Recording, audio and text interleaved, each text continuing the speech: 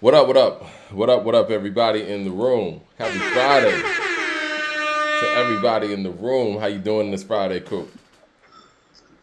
Long week. I got to do some very, very quick but important shout outs. Okay. My mother turned 61 tomorrow, so happy birthday to my mother. Um, my daughter turned 16 on Sunday, so happy birthday to my daughter. And my sister, Tracy, because I have plenty of sisters. I only have one mother and one daughter, but my sister, Tracy, her birthday is on Monday, so happy birthday to my sister, Tracy. Nice. Yeah. Mom, daughter, big sis. All the women in the family. And check it now. Big sis, just to give it some hip hop context and connections, like big sis Tracy. Mm-hmm. Like, first of all, she's bossy, and the cloth that she's created with my nieces and nephews is bossy. But she knows one of Nas's old like managers, Sandra. Nice. Just just for context, like to bring it back to hip hop again. Well, I know people see the title of the show. It might not be where you think we're going with this, but Dag, my camera again. My camera's gonna get right. It might not be where you think we're going with this. I know a lot of people wanted us to talk about what Big Gipp had said, last episode. Haven't addressed it because first of all, at the point, I hadn't seen any of the clips. I don't think Coop had either. But But once I saw the clips, because people who are out here in the YouTube universe who have their own content, they'll title things a certain way, and the way things were titled, it felt like it was more gossip than anything, right? And so with that, I was like, well, I don't know if this is anything that needs to be talked about. But after seeing it, it was more than what was in the title. I think that, the posture of it came across a certain way, but I think certain points that were made are points that might need to be explored, right? right. Um, but before we get into that, I know a lot of people were actually tagging us or posting on Twitter that Billboard conversation they had about that top 10. And I watched the video, found it very, very interesting. They kind of glossed through their top 10. I wish they would have just took the time to do a whole 50. And for the people who, or do the whole 50. For the people who didn't see the video, Billboard posted a video. They have like a 4-person panel. I guess this is part of the staff that helped put together their top 50 rappers list. And they go over the top 10 as opposed to going through that top 50. And it's kind of like a countdown giving, I guess, somewhat reasons. Do you think they were giving reasons for why certain people were at certain points, or they were just kind of, how would you describe it while I fix my camera? You know, it's funny. It gets philosophical. It's like, well, how do you reason with somebody else's reason, Mike? Right. You get what I'm Well, saying? it feels like they rolled out these 4 people to put a face on, somewhat a face of the countdown, because you and I have been very vocal about the fact that people make these countdowns and don't show their face. And it feels like they went ahead and did it real quick and threw 4 people out there who weren't the totality of the list, but tried to have them explain the list somewhat. That's exactly how it feels. But Yeah. it's like, but the explanation just doesn't. Um, the explanation doesn't fit. Even like their criteria when they start explaining certain things, it's like, okay, like, are you listening to what you're saying? I mean, even the way they talked about Eminem was like, okay, now why is he this high on this list? Same thing with Kendrick. It was like, That's what why I is he mean. You're this not high on really this like list? me. That's what I mean. Is like the only part. If you want to be honest, the only people that they really explained was Jay. And we're kind of going to get to that in a minute because they took Nas's slot time to talk about Jay, and then they took Jay's time to talk about Jay, and everything else is like, well, why are these other guys here again? Yeah, they definitely took all of Nas's slot time to talk about Ether and Jay. You know what? I think I'll play it for the people while I'm getting all of this, camera stuff situated. Who do that? Let me play this real quick. I skipped over what would possibly be the copyright stuff or whatever when it comes to the music, but mind you, Nas is at number 3, right? And so their whole lead in with Nas being at number 3 is about Ether. Here it is. Let me know if y'all can hear this. So crazy. So I'm a young editor, and he's like, yeah, here's the new album. And we're sitting there, it's like, Jay-Z. And we was like, what? And then it says it again, but it's Tupac's voice. And I'm like, yeah. No one's heard this. It's not even out yet. It's not on the radio. It's just in the studio being played for me. And I'm like, will this ever make the light of day? I'm just glad that Jay and Nas were able to go to MTV and speak with Sway. Coming together at this point is not just important for music, it's important for the streets. I think that is a pivotal moment in hip hop. The fact that they came together and said, look, we're gonna bury this. We're gonna bury this, and then reformed a relationship. They were very responsible in that moment. These last 24 to 36, some of the best rapping. Because he finally got his first Grammy after. Yes. And the Grammy goes to King's Disease, Nas.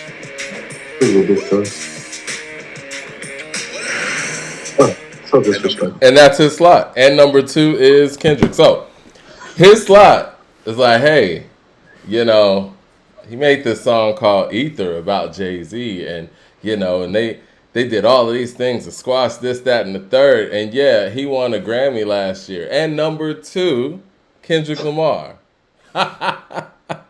Nothing about, you know, how pivotal something like Illmatic was in 1994 shifted the way that the whole East Coast and really rap was positioning their flows.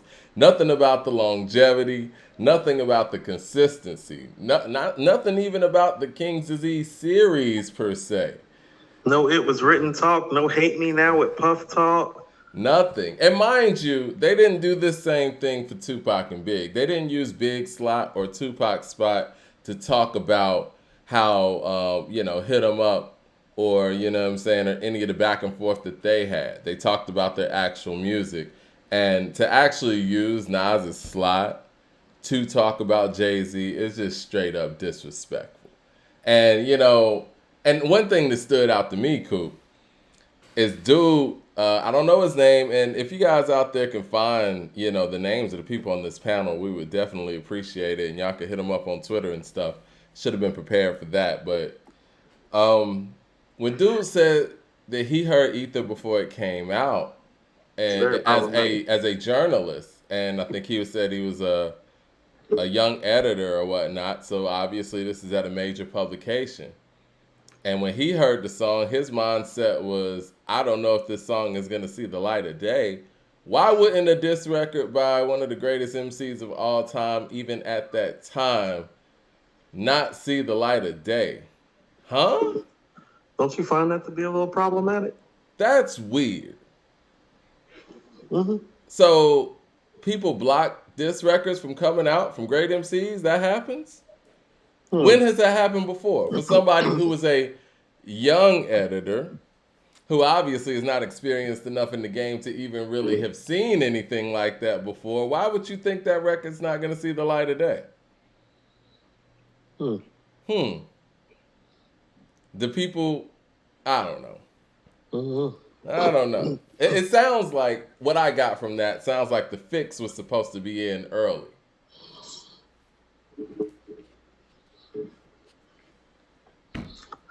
Maybe one of us should try to make the brunch. So I'm not going to say anything. Okay. Well, I mean, you know, when I heard that, I don't want to say that bar. When I heard him say that, I immediately thought KRS-One from My Philosophy. I think that was strong that you went to such like a core hip hop song. That's what came to mind when he said, teachers teach and do the world good. Kings just rule and are never understood.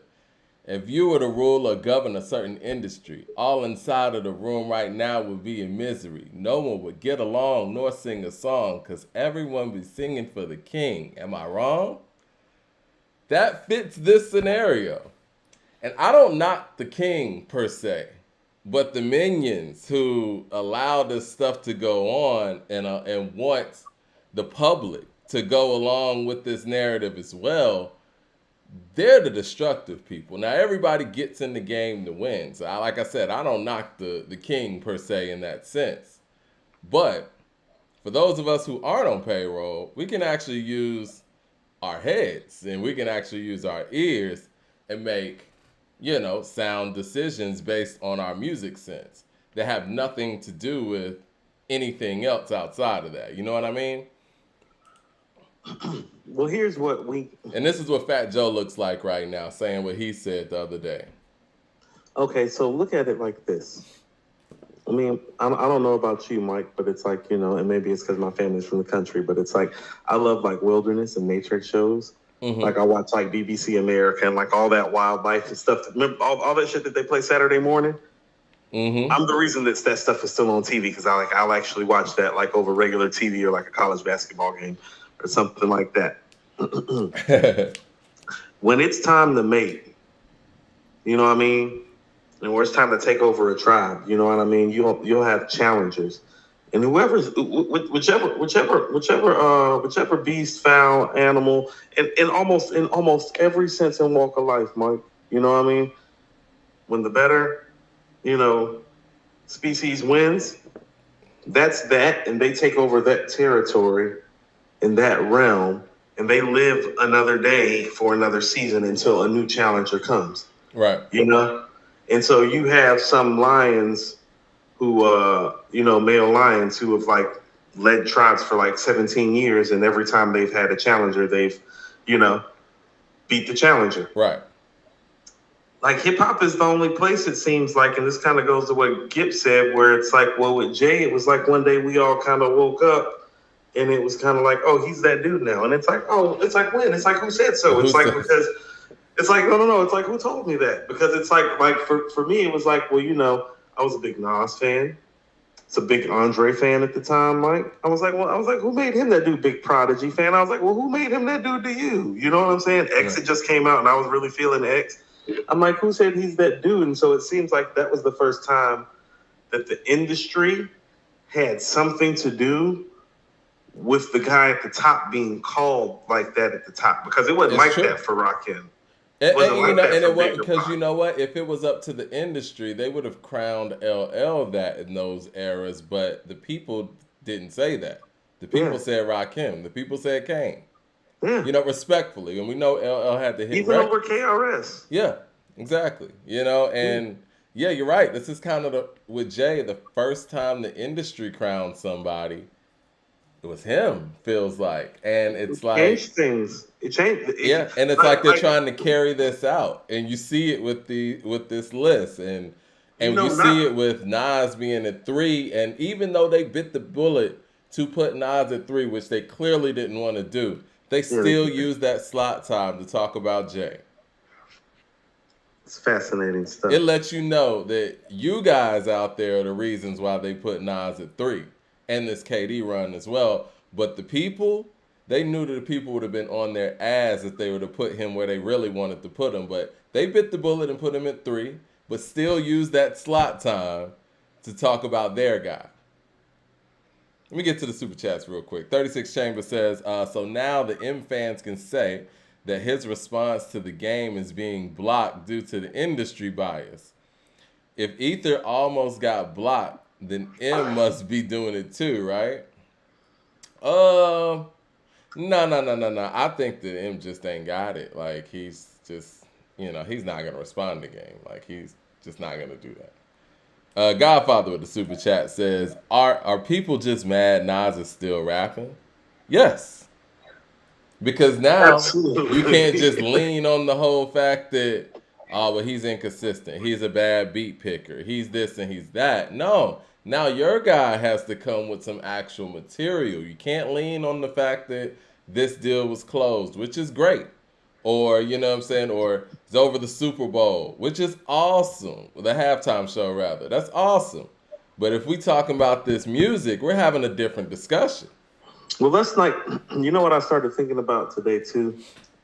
Let's not mano it so much. It's like, we'll bring the other people in the room, too, and let's see how they do. It's like, no. It's like, well, let's not just make it like a Nas J thing. It's like, we'll bring Rakim in the room. Yeah. And bring Big and Pac, and, you know what I'm saying? Like, Kendrick now, too. Cause I know one of the things they said when they talked about Kendrick, because at least they gave Kendrick the respect to actually talk about him and not everything around him. They said, He's one of the most incredible storytellers ever. Is what one of the ladies said, young lady Can I said. tell you the number one reason that I always told people back then that I would pick Nas over Jay, even when Jay was at his peak? I was like, but Nas was who he was when Big and Pac were here.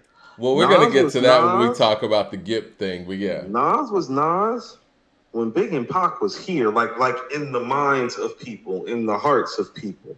Like, yeah, you're right. And had multi-platinum plaques, like gold, platinum, multi-platinum plaques while they were here. Yeah, If I Ruled the World was a hit while they were here. Was considered to be better than them both lyrically while they were here. Biggie said that himself. He says Nas the better lyricist, but I think that, he said Nas should get Lyricist of the Year at the Source Awards. It was the 95 Source Awards, which was for 94. But he said, Nas should get Lyricist of the Year, but I think the Ready to Die should get Album of the Year. He didn't even say it like that. He was like, Lyricist of the Year, Nas got that. He said that, like, straight up. Should have won Album of the Year, too, but that's neither here nor there. I understand it. It's not a robbery. It's not crazy, but, I think so, too. But I think, again, those hits, man, that's what it is. Okay, here's what that's like. That's like, is there a legit argument for Akeem Olajuwon being, like, a better player than Michael Jordan or LeBron James? Yeah, that's a legit argument. Huh? I mean, depending on what you're looking for. I mean, when you got a center who's top 10 in steals all time, that's crazy. And not to mention... So is a 10-time scoring champ who wins Defensive Player of the Year. Yeah, of course. But when you got somebody who is what Akeem was and who was drafted over Jordan, right? Someone could argue that. And someone could say, you know what? He's all-time in blocks and never going to be caught. Like, when you look at his block total, he's never going to be caught. And then you want to say top 10 in steals as a center. It could be argued that he's the greatest defensive player ever, right? No, all around. I think Scottie Pippen is the best on-ball defender ever. I think Akeem Olajuwon is the best overall defensive player I ever saw. Yes, correct. Okay. It's the best defensive player ever. Yes. 007 says, "Did you finish your thought? I don't want to move on before you finish your thought." I mean, but Mike is a top 5 defensive player. Yeah. Like top 5, top 10, easy. But probably top 5. Like if you're picking like shooting guard defensively, who's your all-time shooting guard defender? Well, let's look at it like this. Michael.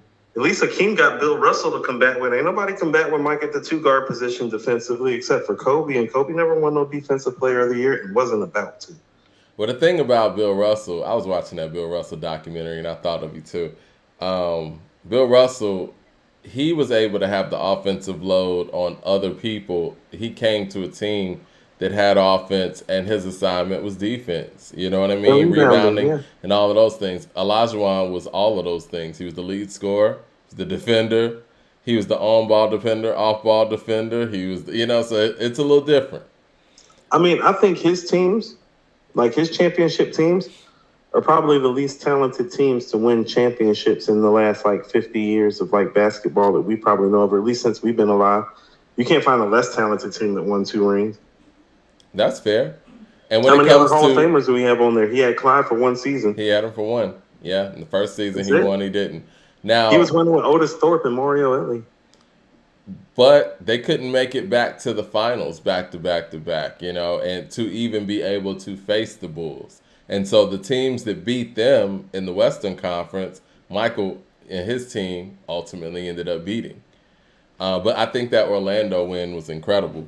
But that was experience over just sheer young talent, 007 says, the problem with Gipp is it comes off as like a hater. I want to unpack that because, yes, I think the only thing...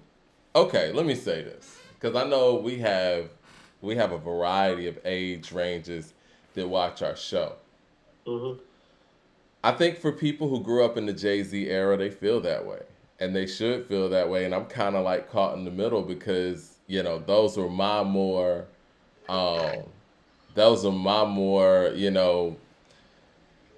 those are my years where I was really taking hip hop in, and you're really, really active in your teens and all of that stuff. You know what I'm saying? So those are like those years for me. And kind of before that, I heard stuff, but I wasn't old enough to really be into hip hop like you would be at 16 or 17, right?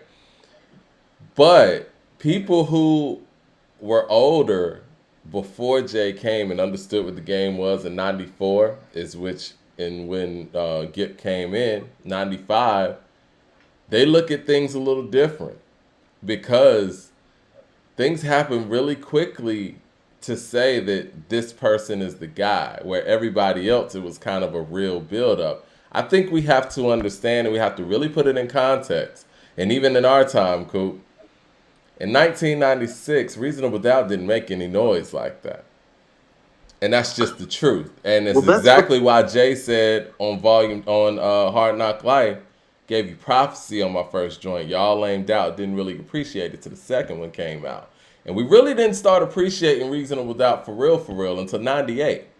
You know what I'm saying? And that's different than people like Nas, Big, and even Pac to a degree, even though Pac's, first couple of albums were whatever, he was still a star. You know what I'm saying? And he had bangers. Pop star power supersedes them all, first of all. Right. So if you're looking from a lens of somebody who was in the game in 94, 95, and understood who the domino people were in hip hop, and then you're trying to tell them that Jay-Z is the greatest, they're going to tell you, well, based on what? You know what I'm saying? Because especially when 98, when the light switched, you got DMX coming around. Well, this is why I've always told you, it's like, well, if objectively, I'll have him at 2. But personally, from what I saw growing up, I can't put him ahead of Pac, Big, or Nas because they all existed in the same time, in the same sphere. And he wasn't considered to be them. And here's the thing about it. And here's what you have to understand. For Pac, it was more of a build-up. But Big and Nas were that almost immediately. Well, his seminal piece of work. And so was Snoop. Like, Nas and Snoop were somebody before they even had debut albums, Mike. They were somebody to the hip-hop community before an album.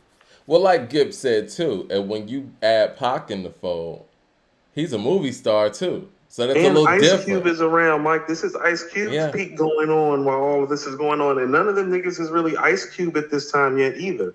Juice. Like, this is, if you want to talk like 92, 93-ish, really, like that's more still like Ice Cube shit, too. So it's like you got Ice Cube around. Well, Juice is a cult classic, you know what I'm saying? So even if you want to talk about, Pac had, records like Brenda's Got a Baby. He had records like Keep Your Head Up, and he was in Juice. He was more notable, and he was more notable in 92 than Jay was in 96. Is that fair? And 93. Yeah, I'm just saying. And 95 and 96. Like, there's a few years like that for Pac. Like the strongest point Gipp may have made was the fact that I can remember being like up on West Boulevard, like close to like where Wilmore is, which kind of like takes you up to the back end of the stadium. It's like the back end of the West Side. And I was at one of my mom's friend's house, and niggas was outside playing So Many Tears by Tupac. This is why Pac is locked up. And it's Friday night, but the whole block is talking about Pac. Yeah. Like, he was in prison. Yeah. Like, he really did have the streets on lock like that. Like, in the hood, he was gone and everybody was still talking about him. I remember that. Because I remember Dear Mama being played like crazy. He was locked up. Uncle Fran was there. It was like he was here, though. Like, anybody never had no star power like that, Mike, where, like, people talked about them while they was there, while they was in prison. No, that's real.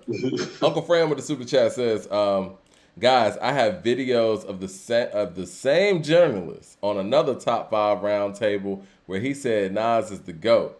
Your imagination, guys. Shaking my head. Well, he had the ability to say that on this panel, correct? But this same journalist used that airtime to talk about Jay. Now, was he told to do that? I don't know. Send the video over. I'm not saying he was told to do anything. I'm just saying, some people practice tact, and their idea of tact is selective memory. Shice the 30 with the super chat says, Haven't caught a live in a while. Yeah, man. Good. Welcome back. Haven't caught a live in a while. He says, hope you guys are well. I'm ready for the Madison Square Garden. Hope you guys are headed over there as well. Easy head over there too. Heading over there too. All right, yeah, we gonna be in the building. I'm gonna be pulling up next week. Mad Max with the super chat says, Coop, Hakeem, just for skill set, is just as good of a player as Jordan. And over LeBron, you're not about to downplay Hakeem, who ain't have a real number 2 until Drexler. And when he was old, too, relax. Nobody. Hakeem went to the finals before Jordan as well. You can say that. And happy birthday to Michael Jordan, by the way, while we're doing all of that. Happy 60th birthday to the GOAT. He also had Ralph Sampson on those teams. There's a reason that they went to the finals. Oh, yeah, I know. He didn't go alone. No. And actually, you want to know what his post-game got better after that finals because he had to deal with Kevin McHale and Larry Bird and Robert Parrish for finals. That was the '86 team, right, that he played? Mm-hmm. That was no fun for him. Yeah, Bird was kicking ass. And McHale and Parrish, they're all in their prime at that point. So when people say the best front line ever, they're talking specifically that team that year. Yeah. Yeah. Her win with the super chat says, I love the show. Wilt was a far better defender than Russell, and Russell admits that. And if blocks were recorded, then Wilt would have that too by far. Most definitely. I agree with all those points. And hold on, Hakeem's skill set is still like, and for whatever you say about like Hakeem, like, and I love Hakeem, you know what I'm saying? But he's not LeBron. Just you wrote the super chat says, Big Gipp alluded to that Jay-Z wouldn't have Beyonce if Pac was here. That was going too far there. He sounded like a groupie. I agree with that. I think that part of it was going too far. That makes it feel like it's coming from somewhere else. Like I said, that's one of the reasons because that was the tagline I saw before hitting the video. That was one of the reasons I didn't even want to talk about it because I figured that it was coming from some other place. But after listening to it, I could tell that was, that was kind of a sidebar that probably didn't need to be there. But that's something that, the YouTube channel was going to use to get clicks. That's one of those things when you kind of like get on a roll. Yeah. And it's like you say a lot of pertinent and poignant things, but people try to take that one thing and frame it like that's the whole of the conversation. And really, that's what's going to get them clicks. It should be on the footnote on the whole. And it's like, but also, too, this is why certain people like have handlers and people who edit stuff for them before they'll hand it over to somebody to be like, hold on, take that part out. Yeah, but in this case, the channel is going to be like, yeah, this is what we're going to use to get people to click this. Right. But we also have to understand who Gipp is too, right? Gipp's part of a legendary collective, Goodie Mob, and they made Soul Food in '95 a classic. These guys were, and this is another important part to understand too. They were with LaFace, distributed by Arista. Arista was distributing Bad Boy. They were very close to the Biggie movement, and they were working with Tupac on some stuff before Tupac passed. So he was very close to, what was going on. Not to mention that night the Biggie was murdered, they were at that party. They hollered at Big. Big and them were supposed to be headed to an Outkast Platinum party that they were going to. Not to mention all the countless run-ins that they've had with Pac since Pac was living in Decatur since in '95 to the end of his life. So, yeah, and I think Gipp said something about the fact that Pac was actually going to start a label in Atlanta and do something like that and deal with some music in Atlanta as well. So he's very close to that situation and those guys and the run that they had at that moment.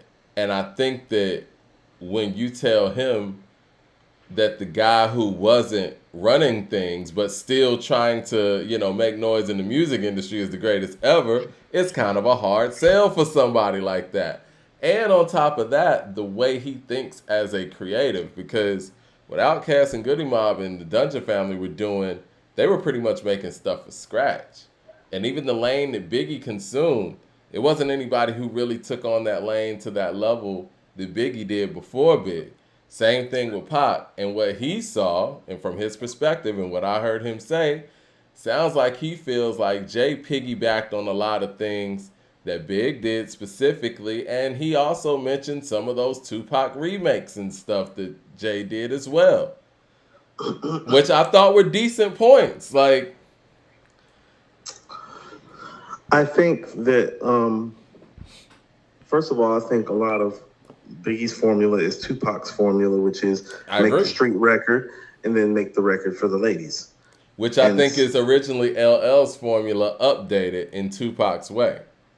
See, that's what I'm saying. So it's like, I hate to say this, Mike, but it's like, I don't feel like LL ever felt the need to make a record really for the streets until Mama Said Knock You Out. So I don't know if I agree with that as being part of his core formula. Well, I think I'm going off. I think that became part of his survival tactic. That's why Mama Said Knock You Out is what it is because Around the Way Girl and Mama Said Knock You Out are there like that. I don't know if he has it like that on another album. I'm just going off of what Russell Simmons said. Russell said with L, they always try to do a street record and then a crossover record. Single and then a street record is the B-side. I remember Russell Simmons saying. Okay. No. I can get that premise. And if that's the case, that's LL's premise. But here's what I mean is that Tupac and Biggie's narratives were more personal and riveting. Right. And that's what I mean about like how about this? It's more of a street tale than a B-side. You feel me? Like Death Around the Corner and Ready to Die has like the songs respectively.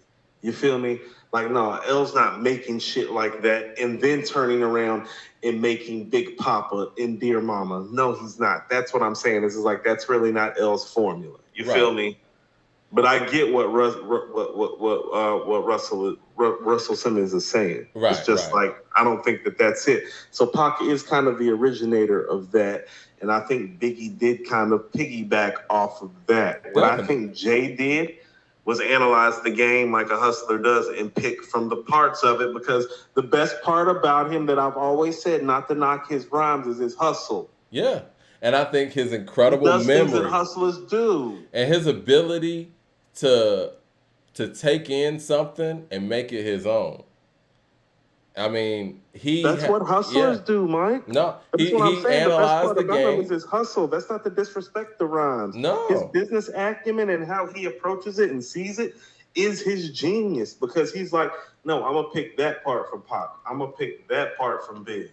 I done seen this go on. I ain't gonna do that. Who hot right now? I'm gonna work with them. Yeah. Who need what right now? No. I'm gonna do the Ha remix with Juvenile. Yeah. What Drake song? What Raw song? What Jeezy song? You know a big time when he did that I think goes overlooked, because we all have revisionist history, and I think people act like these things didn't happen. These things matter in people's minds, like in the consciousness of people who don't buy rap albums but listen to songs on radio. Think about how many songs that don't belong to Jay, or how many sounds that don't belong to Jay that Jay has hopped on to keep himself who he is. Well, I mean, it started from in the beginning. It started in the beginning. And like I said, we have revisionist history. And when you listen to somebody like Gipp, this is somebody speaking from a perspective that hasn't forgotten, right? I think that what goes overlooked when it comes to Jay's career is that collaboration with Jermaine Dupri. Money Ain't a Thing was big for him. At the time, JD was bigger than Jay-Z. You know what I'm saying? From a commercial standpoint. And him getting no Money Ain't a Thing got him Atlanta at that moment. That got him spins down here, where he wasn't really getting spins down here. And Money Ain't a Thing is just kind of a microcosm of something that, let me keep doing this. Let me do something with somebody out west. Let me do something with somebody in New Orleans. Right. That's what I mean. Now, he's the first MC of his caliber. And I know Biggie did a lot of things, but he was the first MC of his caliber that I felt like came out of New York, that it was like he was down for whatever with whoever on a track. I don't think anybody of his ilk, talent and skill-wise, like that upper echelon New York MC, I think he's the first guy to really look at the game. That's what I mean about his hustle. It's like he looked at it like, hold on, how much money did these dudes before me make for keeping it kind of core, kind of sacred? Well, like I said in a previous episode, he's the only MC of that caliber that came in the game with a record company to run. And so you have to analyze what's working and what's not working, because the object of the game is to sell records if you're in the record business, right? In the record business. So if we're gonna start a record company, I'm gonna have to do what I need to do to sell us some records, right? Now listen to this. People follow him because his fan base understands his hustle. Because his hustle's always been on display. Yeah. Like, that's what you're saying. This is like Mike. He's always kind of pitched it like, well, we're running a business. We're running an operation over here. He's literally is telling his fan base, you can bullshit with rap if you want. Yeah, he said that. Saying this to a fan base that's buying his albums. You can bullshit with rap if you want, motherfucker. Mad Max with the super chat says, how he not LeBron? Better half court scoring, better rebounding, better defender, better post game, better impact. LeBron can't take no 6 seed to a chip. You're talking in a vacuum. You're not talking over, like, you know what I mean? It's a marathon, not a sprint. Like, I love Hakeem. If you want to talk like talent wise and fundamentally skill wise, like, I think only Mike's like fundamentals are probably better than Hakeem's, maybe him or Mikhail. But if you want to talk about the totality of it, Mike, first of all, I like how he conveniently forgot about this whole passing thing. LeBron has 10,000 assists, Mike. Yeah. Max also says Mike didn't want to see Hakeem. He said he didn't love to see he would love to see LeBron if he could play. Hakeem is the best center ever by far. And I mean, it's not even close. I didn't know Mad Max was such a Hakeem Olajuwon fan. He's not the best center ever by far. Here's what I tell you. Like, LeBron's passing gift is like Larry Bird, Magic Johnson, John Stockton, Jason Kidd, Steve Nash, like level, like court, like vision, Chris Paul, like genius. Like he's that at a small forward position at 260 pounds. So it's like when like Hakeem has like none of that, like passing wise. Like LeBron has consistently averaged like 8 or 9 rebounds for most of his career. Mike, correct me if I'm wrong. It's usually 7, 8, or 9 rebounds for LeBron, right? Mm-hmm. That's right. Like that. Yeah. Right, yeah. Yeah. I mean, he's top 10 in assists. He's the all-time leading scorer. This is what I mean about it. It's like a lot of the stuff that we laud Brady for, we can't then turn around in another sport and then knock LeBron. It's like, no. Look how long dude's been doing this. It's like, no, it's pretty much just Mike. No. Like, I think, in a vacuum, I think Magic is better. I think Bird is better. Kobe, Shaq, Hakeem. In a vacuum, though, Mike. Over duration of time, he stands alone. Like, that's what I mean. And we gotta respect I think they're better. Like, how about this? Am I taking 08 Kobe over, like, any season LeBron ever had? Like, probably. You feel what I'm saying? But in totality, if you know what you're about to get, let's just say we've seen everybody's career play out. I'm drafting LeBron over King. It is what it is. Like, right, if we're playing everybody out, it's like, well, first of all, it's like, well, if you just want to win rings, it's like you're taking Bill Russell first. But it's like if you want, like, the player... I'm not sold on that anymore, man, especially after watching that documentary. They already had a team. This is not this ain't like back in the... Why weren't they winning then? This ain't like, because they didn't have a defender. Because they didn't have a defender. And they just had one piece to fill in. This ain't like now where a great player, the best player, goes to a trash team. This is more like Worthy going to the Lakers. You know what I'm saying? But nobody complained about that, Mike. No, it's cool. I'm just saying, going to the Lakers? I agree. I'm just saying we have to put it in context, though. It ain't the same. Nobody knocks Magic for that. Magic still Magic and Kareem are still considered to be top 5 players, even though they got James Worthy a year after they got Magic. Listen, I'm telling you, I put it into context when we're talking about pairing him up with other all-time greats. Now, I think at the point guard position, there's not many people that can compete with Magic in that conversation from the point guard position. But if we talk about overall and we're opening the book, yeah, we got to factor in the fact that he got drafted in a situation where he gets Kareem. Prime Kareem. Yeah, we got to factor that in. Well, here's the thing. You want to know why Magic is held so high? Because he's a point guard. No. Because when Magic showed up, Kareem was already halfway into his career, or about more than halfway, a little more than halfway. I think he was about in season number 11 or 12. And he had 1 ring, and he ended up with 6. And he also had those moments. That's why Magic is held so high. He also had those moments where Kareem went down, and he had to play all 5 positions in the finals. So, I mean, yeah, I mean, those things happen. But That's why I have Magic over Kareem, actually. a lot of people do. Brian with the super chat, with the $20 super chat, and put some respect on your name. He said Eminem got disrespected with his rank.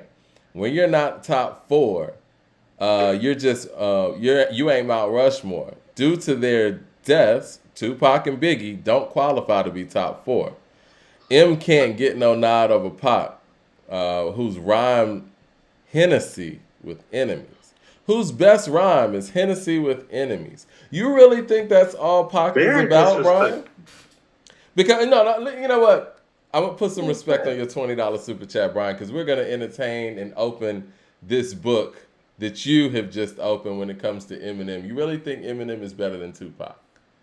Based on the music that is being made, you really think that Eminem has a No More Pain in his catalog, Ambitions of a Rider, a California Love in his catalog? Do you think if they went 20 deep in a verses, would you be secure in the fact that you could get 11 wins with Eminem songs against Tupac? You could give me all the songs Tupac recorded while he was alive. Mike, you can give me all those songs, and whatever that number is, and you can put them up against all the Eminem songs, and you can pick them, whatever Eminem songs you want, and Tupac will win. Yeah. I'm confident enough that I could beat Eminem. I could beat Eminem if I'm Tupac, right? Let's just say we're doing like our Patreon or whatever, and I got Pac. I'm confident that I can smoke him 20-0. I'm trying to think of what Eminem song you would actually play that could beat a Tupac song that I would play if I just showed you No Mercy and was just going straight Pain, Pour Out a Little Liquor, Dear Mama type stuff. What could you actually play that's going to beat a Tupac song if I'm really serious and not just giving it to you? You know what I mean?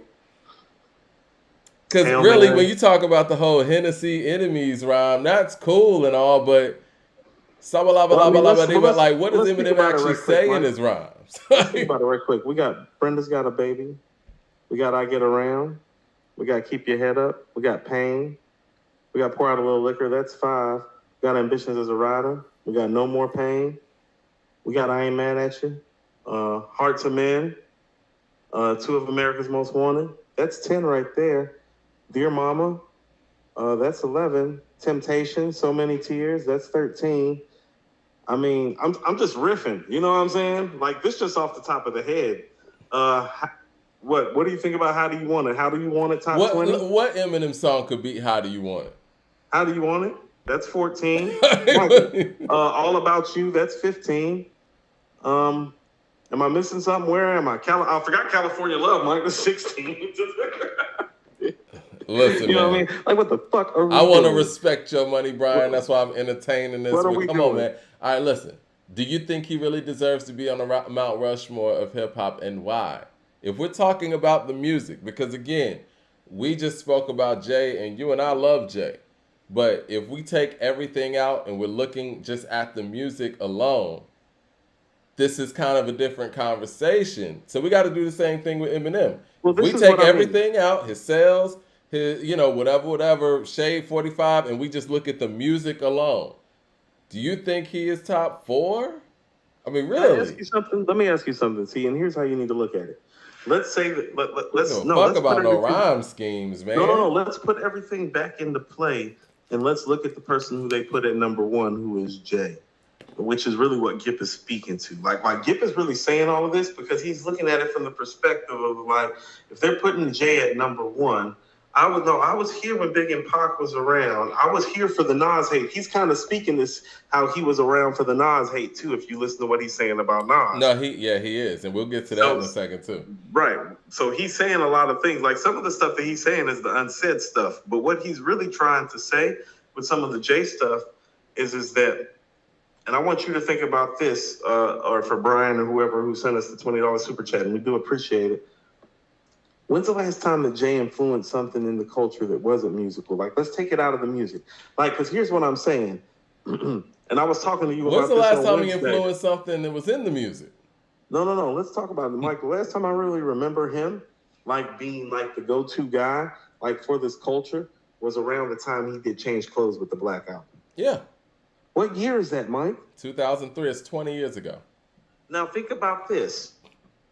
When did Eminem ever have impact on this culture outside of the music to be considered even somebody with Jay, whose heyday of having impact on the level outside of the music was fucking 20 years ago? He has no impact in this culture. I didn't see anybody that, Listen, in any hip hop spots that I frequent or just in my community or whatever, I didn't see anybody dyeing their hair blonde.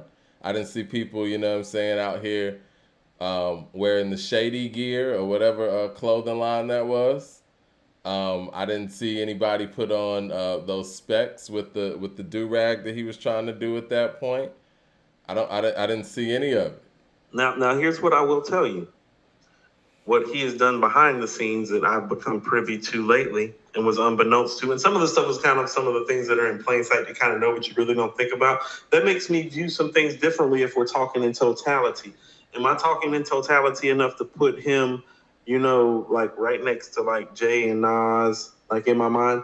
Like, no, for me personally, because I am like, you know how I feel about this culture vulture shit, Mike. You know what I'm saying? And you know how I feel about history. Like, I'll never forget. My mom used to watch Oprah. You know what I mean? Shout out to my mom once again. Happy birthday, Mom. My mom used to watch Oprah. We used to get home from work from Georgia Power. And I'll never forget. I don't remember much about watching Oprah with my mom, but I remember one time Oprah was interviewing people, and 1/3 of the people who were in America forgot that a certain event in Germany happened with a certain faction of people, literally 1/3 of this nation, based on a poll that they had taken. And that's frightening about what happens with history. Millions of people can be eradicated and 1/3 of our nation cannot really know that it happened because the education and the information is misinformed or not really shown a light on properly. And so what happens is when you put Kendrick and Eminem in this stratosphere with Jay-Z and Nas, and you really can't explain this shit, you know what I mean? We end up looking like haters. Gipp end up looking like a hater, but really all we're trying to do is document the history properly, right? So that one day 1/3 of the people ain't sitting up here thinking that Eminem and quite frankly Nas and Jay-Z are the same caliber MC, and they're not. Because just for me on a personal level, Jay barely makes my top 5 on a personal level, Mike, on a personal list. Like on a personal list, he barely makes my top 5. So yeah, putting him even next to Eminem for me is just it's like shit. I don't know. It's like I don't know. I got Scarface ahead of Jay some days. Objectively, in hip hop, Eminem's top 30 or top 35-ish. I would say definitely top 25, Mike. I wouldn't, because it's a stretch because he didn't really do anything in rap. You know what I'm saying? I think that when you talk about the impact on rap, I think we kind of got to give it similar credence as we give Beastie Boys, because I feel like Beastie Boys' impact in hip-hop was far greater. But what they suffer from is the fact that they moved away from hip-hop and they moved away from rap with each album. Eminem kind of did the same thing, but somehow was still able to keep this rap persona. Because his music, sonically, it's not hip-hop music. It's not. You know, one thing that we've done with rap that we have to be careful about, and it's part of the reason why we're not getting any music right now, Mike, is that because we have been really willing as a culture to propagate ourselves in so many other musical environments to get recognized. I think now we're reaching a point musically in hip hop where, because we've been propagated so much, willingly, we've pimped ourselves out willingly to help this machine and this entity and this genre known as hip hop become the forefront culture-wise from what, quite frankly, white America pulls from and America in general pulls from, and thereby a lot of the world musically pulls from. Well, I think we've made ourselves too much of a host in a sense that it's well, now so many people just come and pull from it. Mm-hmm. As in now we just use it when we need to use it because we know how to plug it into the matrix and make it work to our benefit, and we don't really need to support or cultivate the artists properly that are really contributing to it. Feel me? I feel you. CJ Kidd with the $50 super chat. Appreciate the love. We're going to put some respect on your super chat as well. Says, a while ago, T.I. was being outspoken about NYC, and now recently Gipp. Do you guys think as time goes on, ATL-based artists will continue to speak out against NYC, only asking because soon I feel NYC artists will have enough of these negative takes. I don't know if they're negative takes, and I'm speaking as somebody from Atlanta, so I understand what Gipp's saying, even though I could see how some people could take what he's saying, but I guess I might be taking it in more of an understanding way because I'm from here. So I can imagine somebody from NYC feels a certain way. There is a level of New York bias. I think we've gone over this on the show before. Even the Source magazine that was the hip hop Bible when we were growing up, which I'm a fan of, still a fan of, inspiration for this platform to be what it is in this era. But it's clear when you go back in the history, there was some New York bias when it came to the mic system. They were only giving 5 mics to records that were coming out of New York until Outkast put out a Kumina, which Gipp is on, by the way.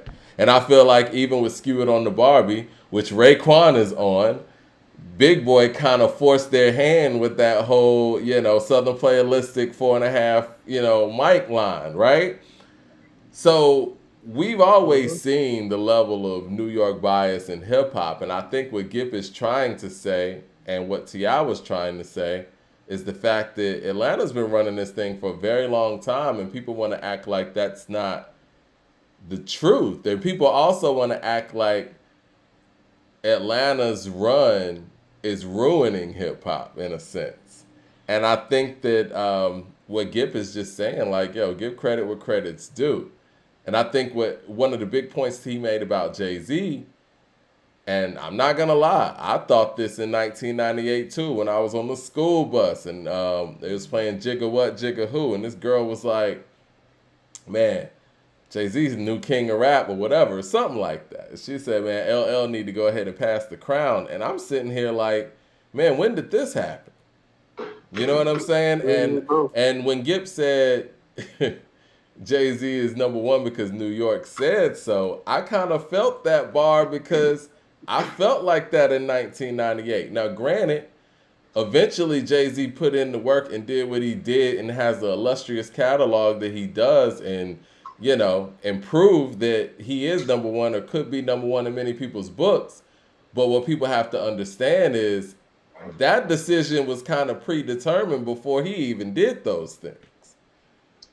So, first of all,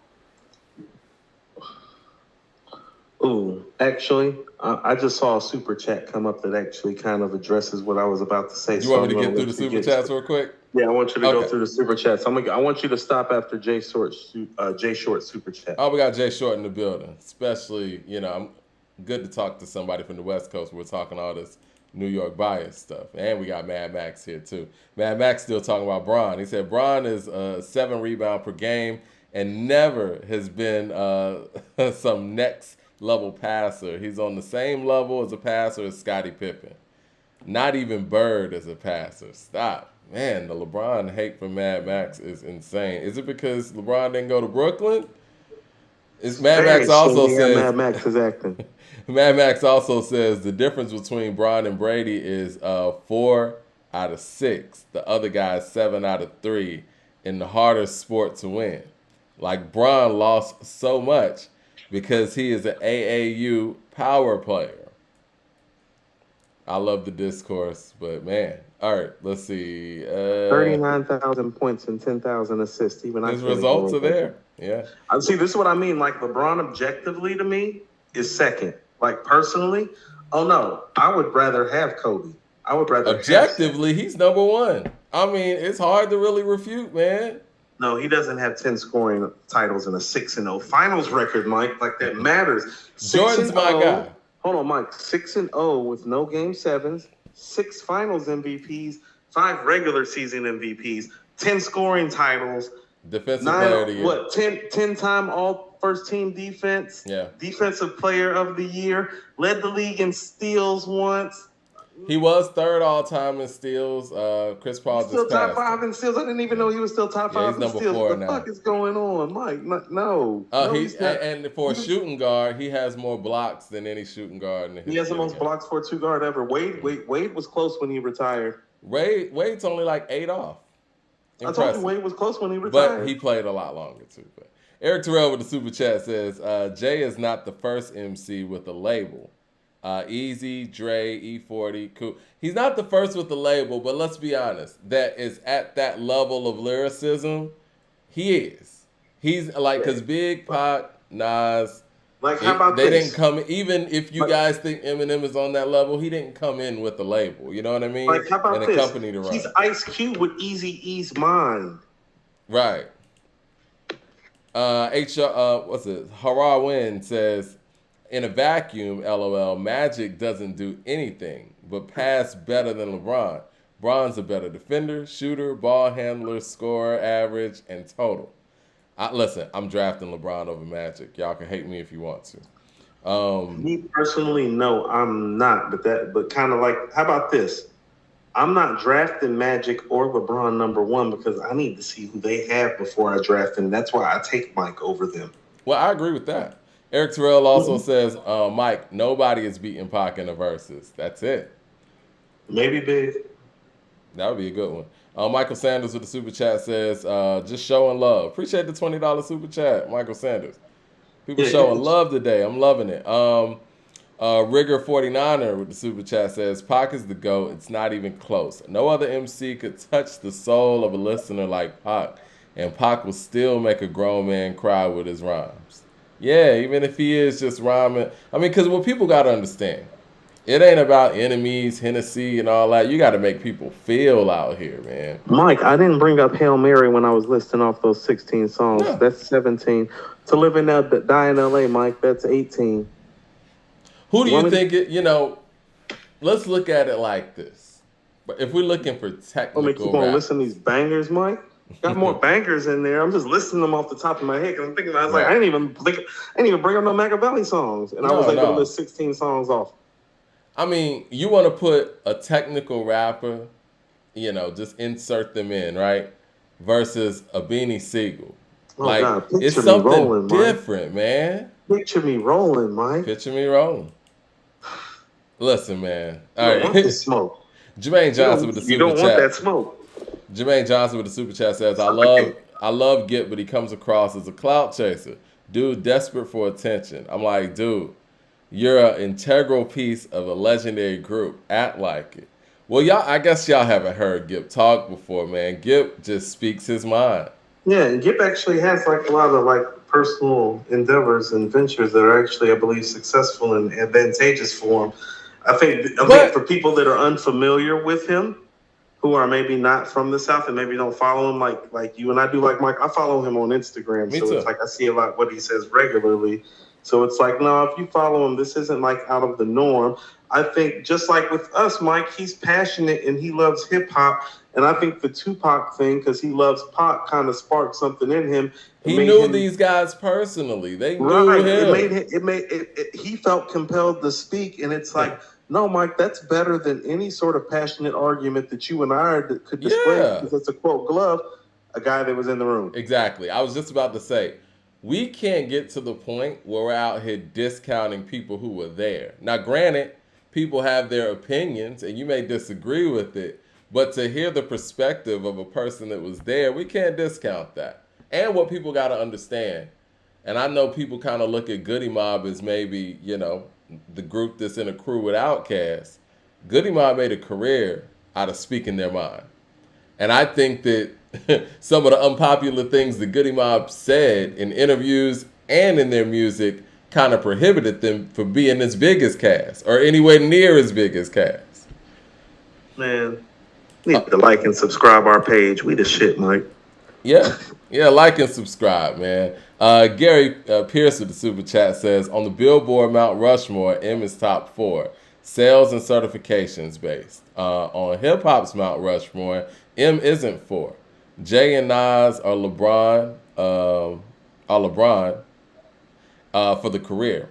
Pac and Big are Jordan for the eye test. Best ever. I feel that. I can feel so bad. I mean, I think that's pretty accurate. I mean, I've said many times, I've came up here and said many times, well, I mean, it was supposed to be big.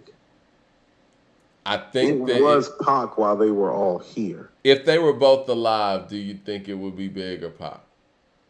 Nobody's beating Pac star power, so the totality of all things is going to make it Pac. Like, how about this? When people talk about the way people talk, here's where Gipp was most spot on. The way people talk about Jay and the totality of it. Do you imagine what it would have been like? People forget Pac died at 25.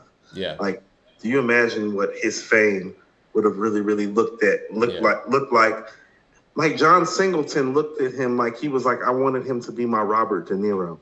He was talking about a rapper. Versace said he was the perfect model or whatever.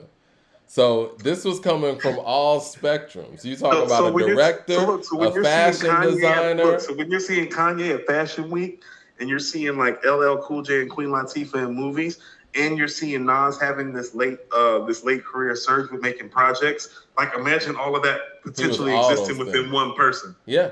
You got fashion designers, you got movie directors, and you got the Black Panther Party. You know what I mean? Like, it's all of those things. It's that dude. Antonio with the super chat says, M has trash songs like like Fack, We Made You, As Like That, Shaboing Boing Boing, Just Lose It, My Band. I don't understand all this Eminem GOAT talk.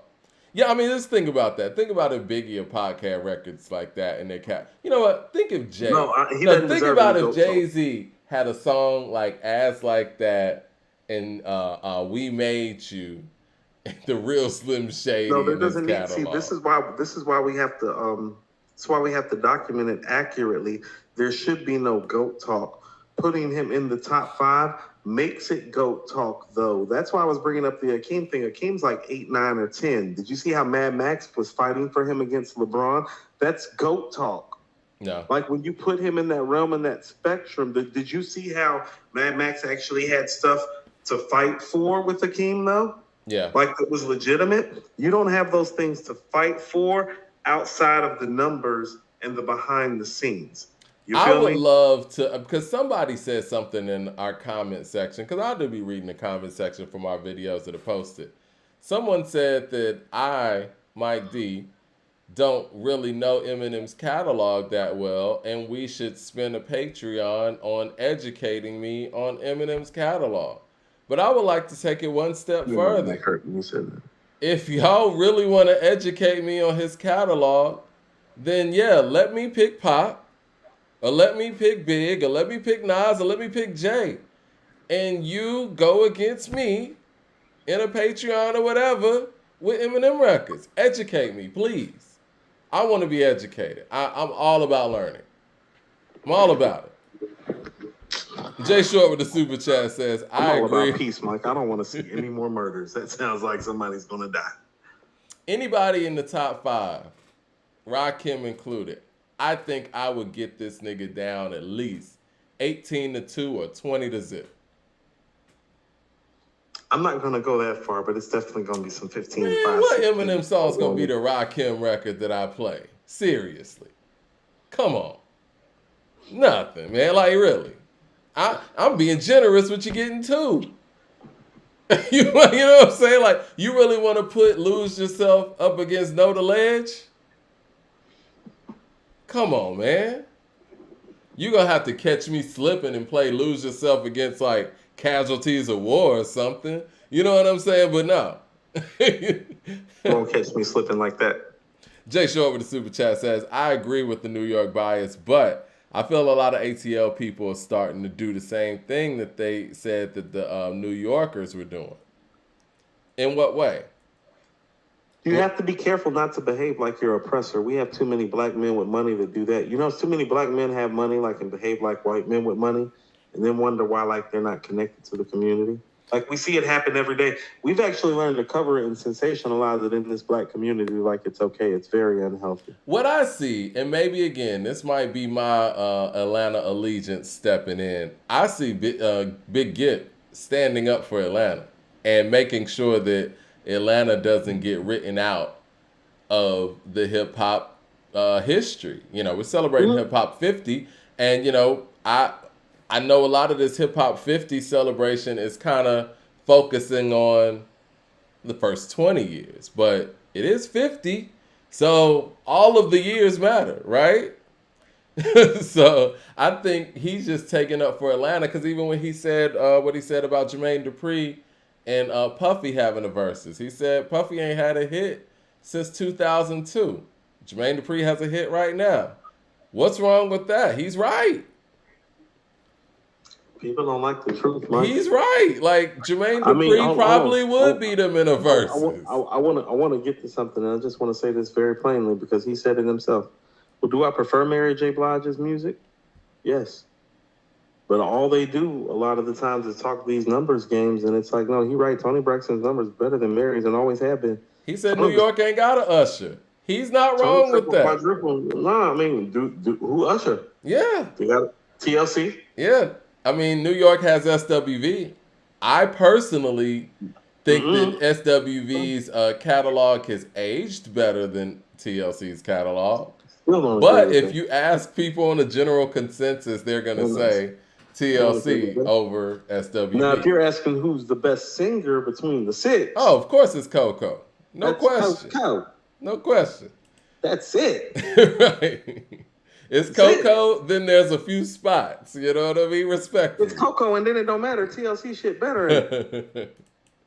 I don't know, man. That first album that SWV put out was heavy. Had a lot of hits on it. The one that had that lime green CD. Is that the one you're talking about? Mm-hmm.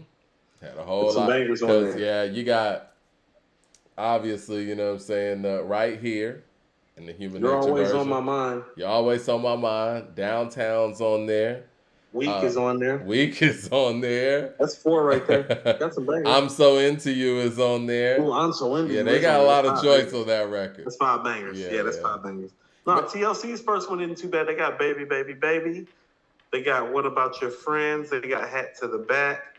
They got you know what record of theirs I like? Get It Up on the Poetic Justice soundtrack.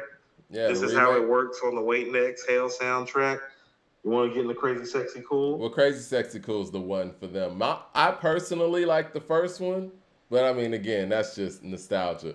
But yeah, Crazy Sexy Cool is the one. Crazy Sexy Cool got all types of bangers on it. Yeah. Like when Digging on You is your 4th single. Yeah, you got bangers. And you know what? They had that Kick Your Game remix with Craig Mack. Jermaine Dupri produced that too, by the way. Yeah, man, I think Puff is he's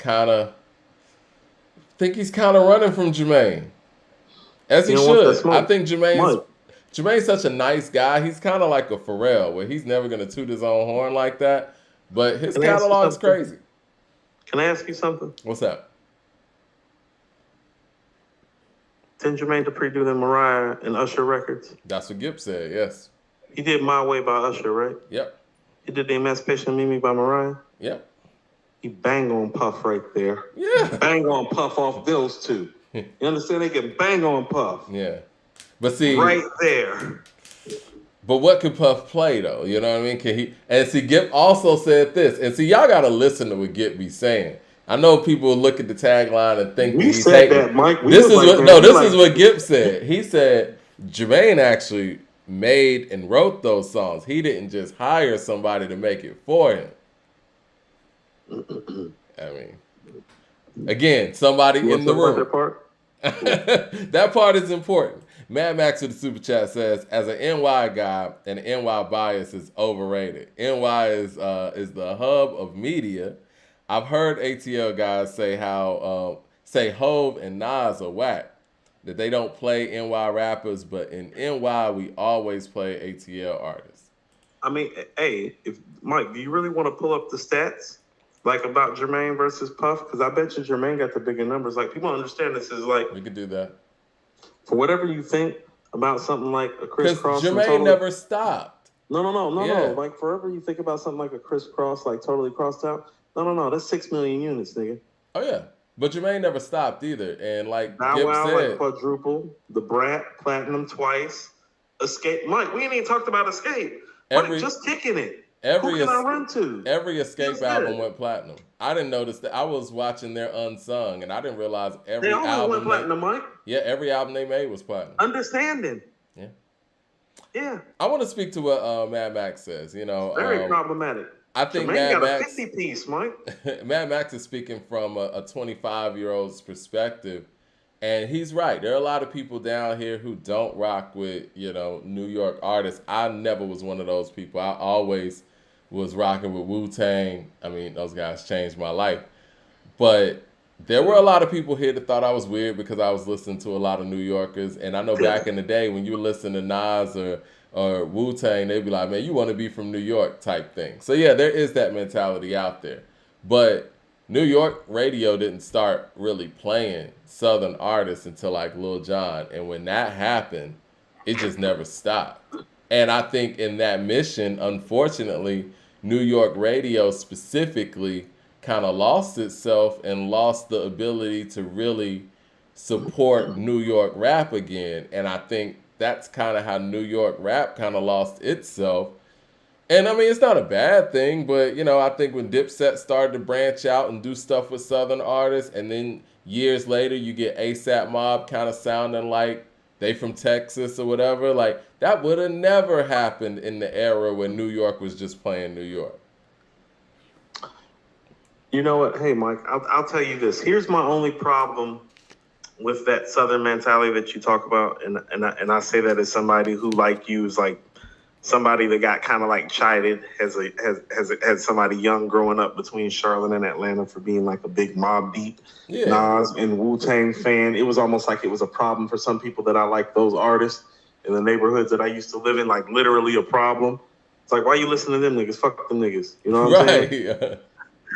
I was a big Biggie fan, and everybody around was a Pac fan because, they wasn't really rocking with New York like that. And I liked them both.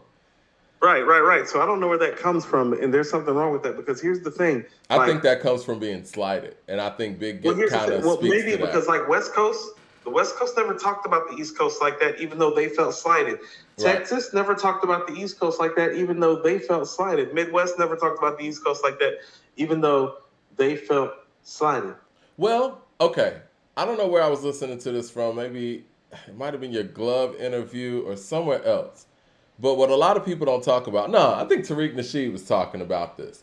A lot of people don't talk about the fact that Russell Simmons was actually getting a lot of production for LL out in the West Coast. And that's kind of how you got even, originally what Ice Cube wrote Boys in the Hood for was supposed to be for a New York act. So I think they've always had this kind of, working together relationship because even though New York was started in the East, like when you were interviewing Glove, they were doing breaking out West. So they had their little, blow up going on too. So it was all kind of happening at the same time.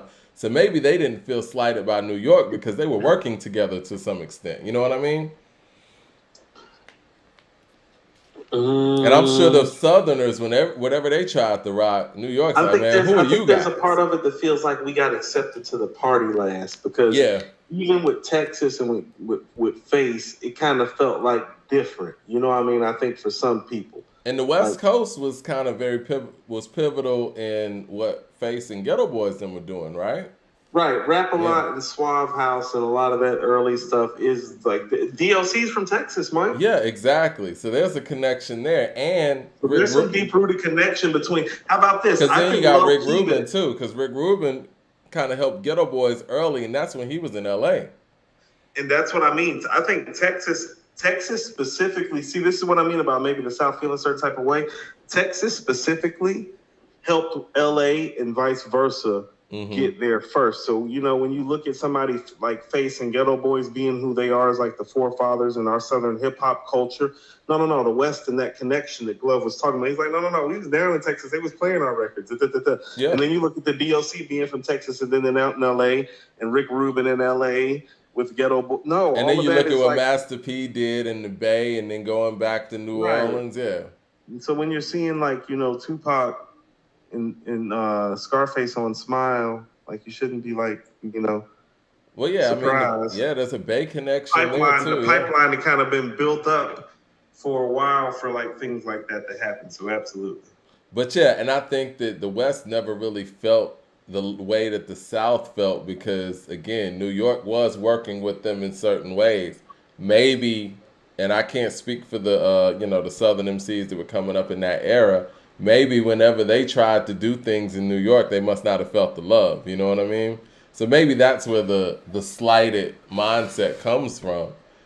But it's funny how things work out. Like 20, 30 years later, you got New Yorkers sounding like they from the South. I mean, look at designers sounding like Future. You know what I mean? Like, I think I never thought we were going to get to that point, ever. I mean, we've been at that point for a minute, Mike. We have. To be honest with No, you, I'm talking when I about got growing tired up. of hip hop is when New York rappers started sounding like Southern artists, because it's like after 50 pulled it off, it's like, I was like, oh no, all of you niggas is not about to pull this off. Y'all not 50. And people don't understand this, and I've always said this. No. 50 could quote unquote New York East Coast style rap before all of that switch up in the gunshots He a hustler and the change too. and all that. I heard he's a hustler. Him and Jay are the same person. Tapes with Jungle and Nature and all them and Bravehearts and all that. It's like, no, that nigga can rap. He from Queens. He from Southside. He can rap. You know what? From a mentality standpoint, obviously they're two totally different people, skill set wise and how they approach things. Jay and 50 are very similar people. They adjusted what they were doing to make that shit work. Mm-hmm. Yeah. He says it on In the Club. Bankshead said, "Go ahead, homie. Go ahead, switch the style up. And if they hate, let them hate. Then let them hate. And watch the money pile up." CJ Kid with the super chat says, "I smell a Gipp subliminal diss from Jay. Now that only matter of time." I could see that happening too. I see that happening too, but I don't know if that's a good idea. I don't think so. You don't think a slight here or there? I mean, listen, if I got some bars. Mad Max with the super chat says Lil Wayne was the biggest rapper in NY at one point. He's not from here. Jeezy and T.I. were huge in NY. Everybody got to get certified by NY, and it's okay. Whoa. Mad Max. All of those people you mentioned were big before NY started showing love. Now you might not have been privy to these individuals until New York started playing them, but Wayne, T.I., and Jeezy were certified before New York radio ever played any of their records. And that's just a fact. I mean, I'm not trying to bust your bubble or anything, but it's not like anybody just goes through NY first and then that didn't happen in that way. I'm sorry to tell you. This is back when you had a curfew. So first of all, I'm going to educate you on something. This is when I was outside. All right. You don't know what you're talking about. Yeah. Okay. And y'all know I'm not the biggest Jeezy fan in the world, but Jeezy was certified before NY played anything. He was out here heavy. Like he was a legend before. He was a legend to a lot of people before he even got signed to Def Jam. So it's because I'm gonna need Mad Max to tell me the records that he's talking about that made them certified in New York, and I'm sure whatever record you mentioned, there's hella hits way before that. Mad Max with the super chat also says, ATL don't even promote the elite Southern rappers, even though I like Future. You said you brought snap rap like your rappers sound like Trap Curtis Blow from 78. I don't care how vibey you are, the skill you highlight whack. Just You Run with the super chat says, most rappers that came out of the 90s don't look at Jay as that guy. Exactly. That's what we're trying to say. Jay didn't run the 90s like that. The rappers that came out in the 2000s are up thinking Jay is king. And that's what I'm trying to explain. Like, if you came around 98, 99, then anything that somebody says outside of what you thought is hate. So let's just address what the real elephant in the room is. Like, the guys that ended up becoming the guys were the guys who loved Jay more. And this is exactly what I mean. And this is when I realized things had changed. When I heard T.I. do Bring 'Em Out with Swiss, and he took the Jay sample. And he wore the Reasonable Doubt shirt in the video. And I remember back then, Gipp said something about that. So look, right. So you got T.I. doing that. You got Wayne kind of jacking the flow on Carter 1. You got Jay-Z literally signing pretty much Ross and Jeezy. So you got Ross, Jeezy, Wayne, T.I. putting this man at the forefront. Well, it wasn't like that before. Nobody ever like the generation that was coming up didn't have Tupac and Big and Nas propped up like that. I remember hearing I'm serious for the first time. I was headed back to the crib. God and Jay-Z. Yeah, and when T.I. said that line, and you know what, mind you, I got that snippet CD early because homegirl I went to high school with is T.I.'s god sister. And I was over at her crib. She had like a pool and everything. And her mom, before we left, was like giving us like the snippet CDs that T.I. had for I'm Serious. And she was like, check out my godson. He just signed the Arista, check it out. She had the snippet CDs and handing us out. And I don't think I even heard that full song at that point because it was the last song on there. Because back then they used to give you like 6 snippets and then the last song would be a full song. Anyway, I ended up hearing the full song and I heard that line. You're going to need a track from God featuring Jesus and Jay-Z. And I was like, damn, he puts Jay-Z very high. I said this in 2000. I'm like, really? Like, right. Now, here's the thing about it. To add to your point, you know what I mean? Like, I'm going to tell you what. One of my older brothers pulled me to the side about him making that comment as like a real ATL like type of dude. Yeah. Like, and feeling slighted by it. And then proceeded to like let me know like why Beans was nicer than Jay anyway. You feel me? So it was like one of those things where it's like stuff like that. Like nobody had ever bigged up any other New York rappers like that before. It's like we saw Scarface working with Nas and Jay, not big upping them. So it's like when you see T.I. and Wayne and Jeezy and Ross big upping this guy, no, that definitely helped big contribute to the momentum of it. You know what I'm saying?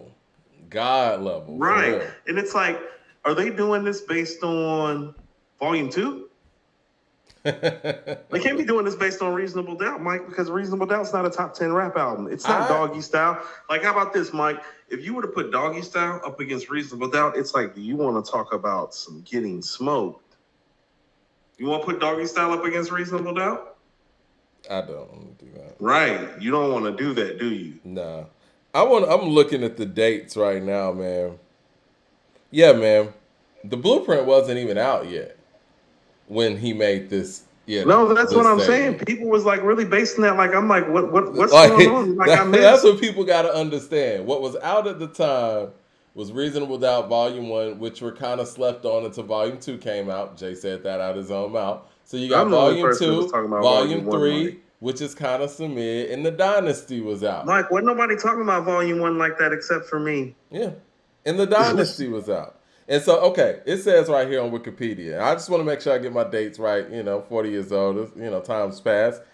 I'm Serious, the song was released June 26, 01, right?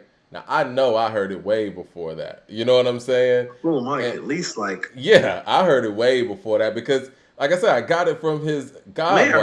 May have heard it the year before that, Mike. I got it from his godmother. So, just saying all that to say what was actually out at the time. The latest album that Jay had at that time was The Dynasty, where he was talking about featuring Jesus and Jay-Z. So, for people who think like the Blueprint and all that that wasn't even out yet.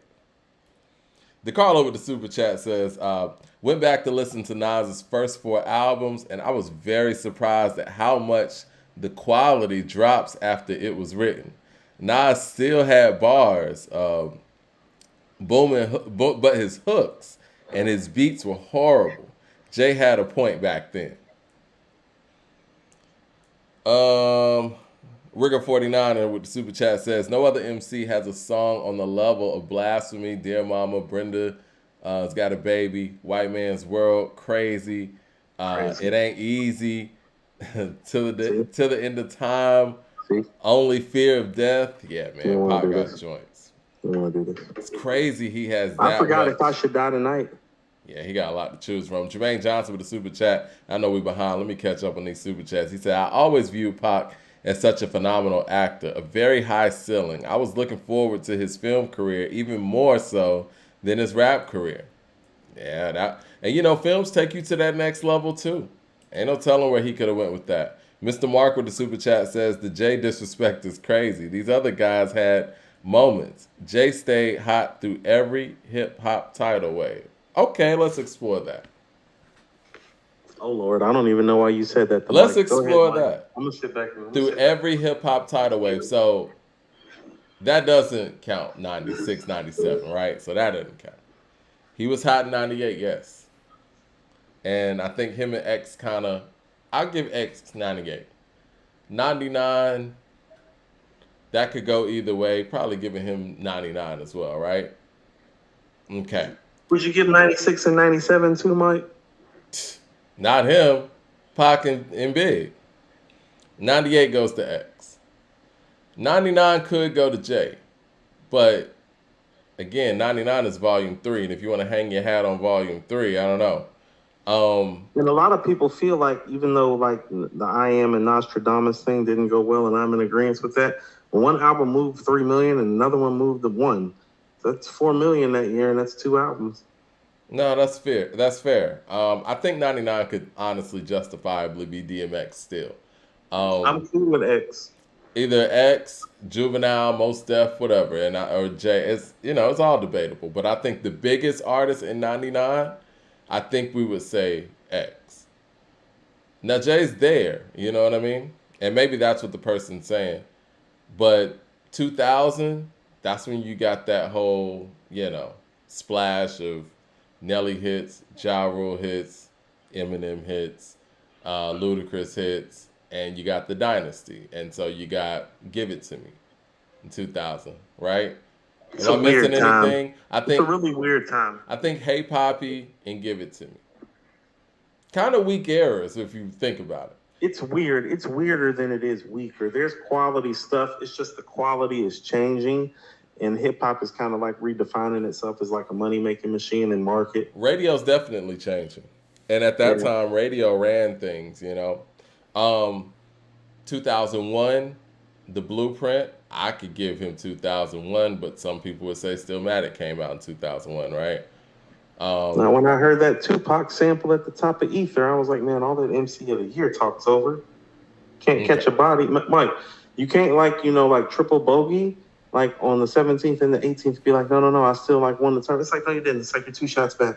It's like the other guy just came on the last 2 holes and just blasted you out the water. No, it can happen on the last 2 holes. It's how Magic ended up being Album of the Year. Did he stay hot through the 50 Cent tidal wave?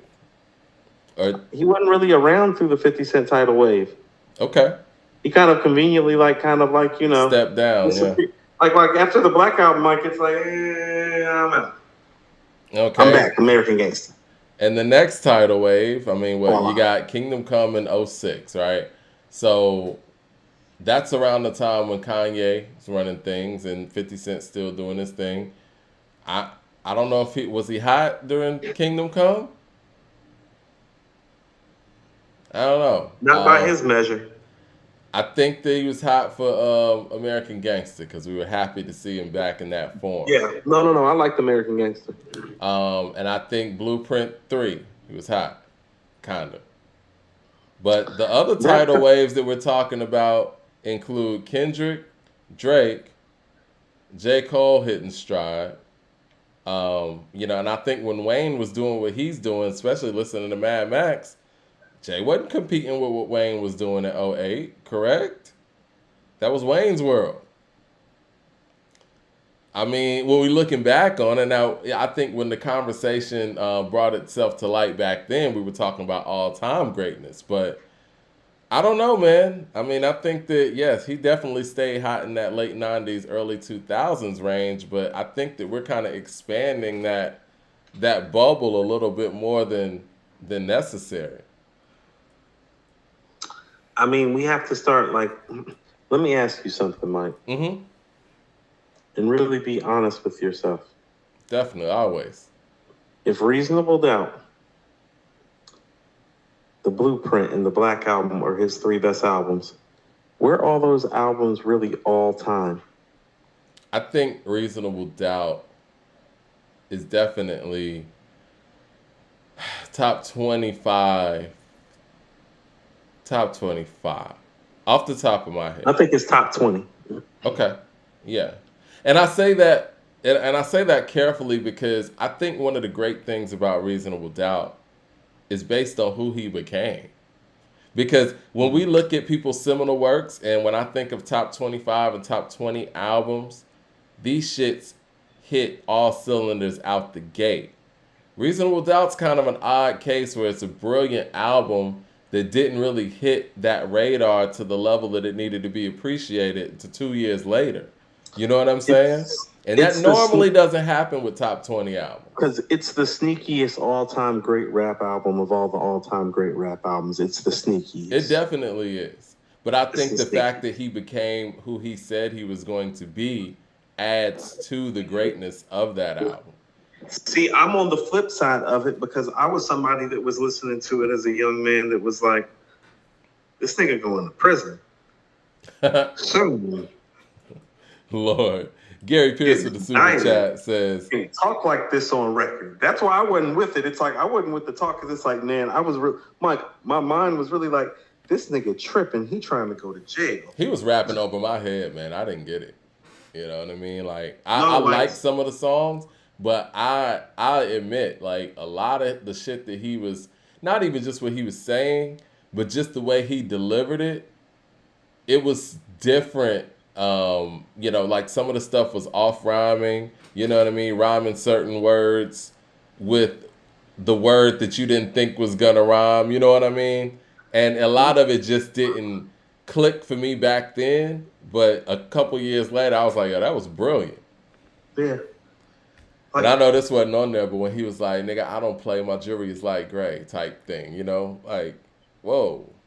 Like where that rhyme is coming in, kind of like what Styles P does. No, I think that's what Can I Live was for a lot of people. Yeah. You know what I mean? The way he was talking on Can I Live, it was like, no, that's what I mean. It's like, I never heard nobody talk like that on record. Like, I'll tell you what, here's what I'm saying. Like, my mom was dating somebody around the time, and he was a really, really, really big time dude. You know what I'm saying? Like, I come down to Magic City. This is in Charlotte. Come down to Magic City. Below 20, 30, 40, 50 grand type of dude. So he's locked up, actually. You know what I'm saying? And this dude had businesses, money. Like, I could tell you stories about this guy forever. But me and my moms, we used to go see him when he was locked up. And the stories that he used to tell me, it was like the shit Jay was talking, and that's why I was like, no, that's why I used to tell people, it's like, no, this nigga going to prison because the only guy I knew that was talking that way, Mike, was in prison, and I know because my mom was dating him, and we was going to the prison to see him. You feel me? About that life. So when he's talking some of the shit, like Jay was talking about like Vegas on Can I Live, the way like my man was talking about Magic City when he used to come down, I was like, no, this nigga going to prison. I was like, I know, because I just left the prison. Well, fam, it's like, and here's the crazy thing about it. Dude I'm talking about, he's from Brooklyn. Let me get to these super chats real quick. Gary Pierce with the super chat says, I love M back in the day, but the trash songs he made that Antonio stated eliminates him from a top 4. And people hate on You Owe Me, shaking my head. Yeah, You Owe Me's better than all those songs. At least you can dance to You Owe Me. Shit.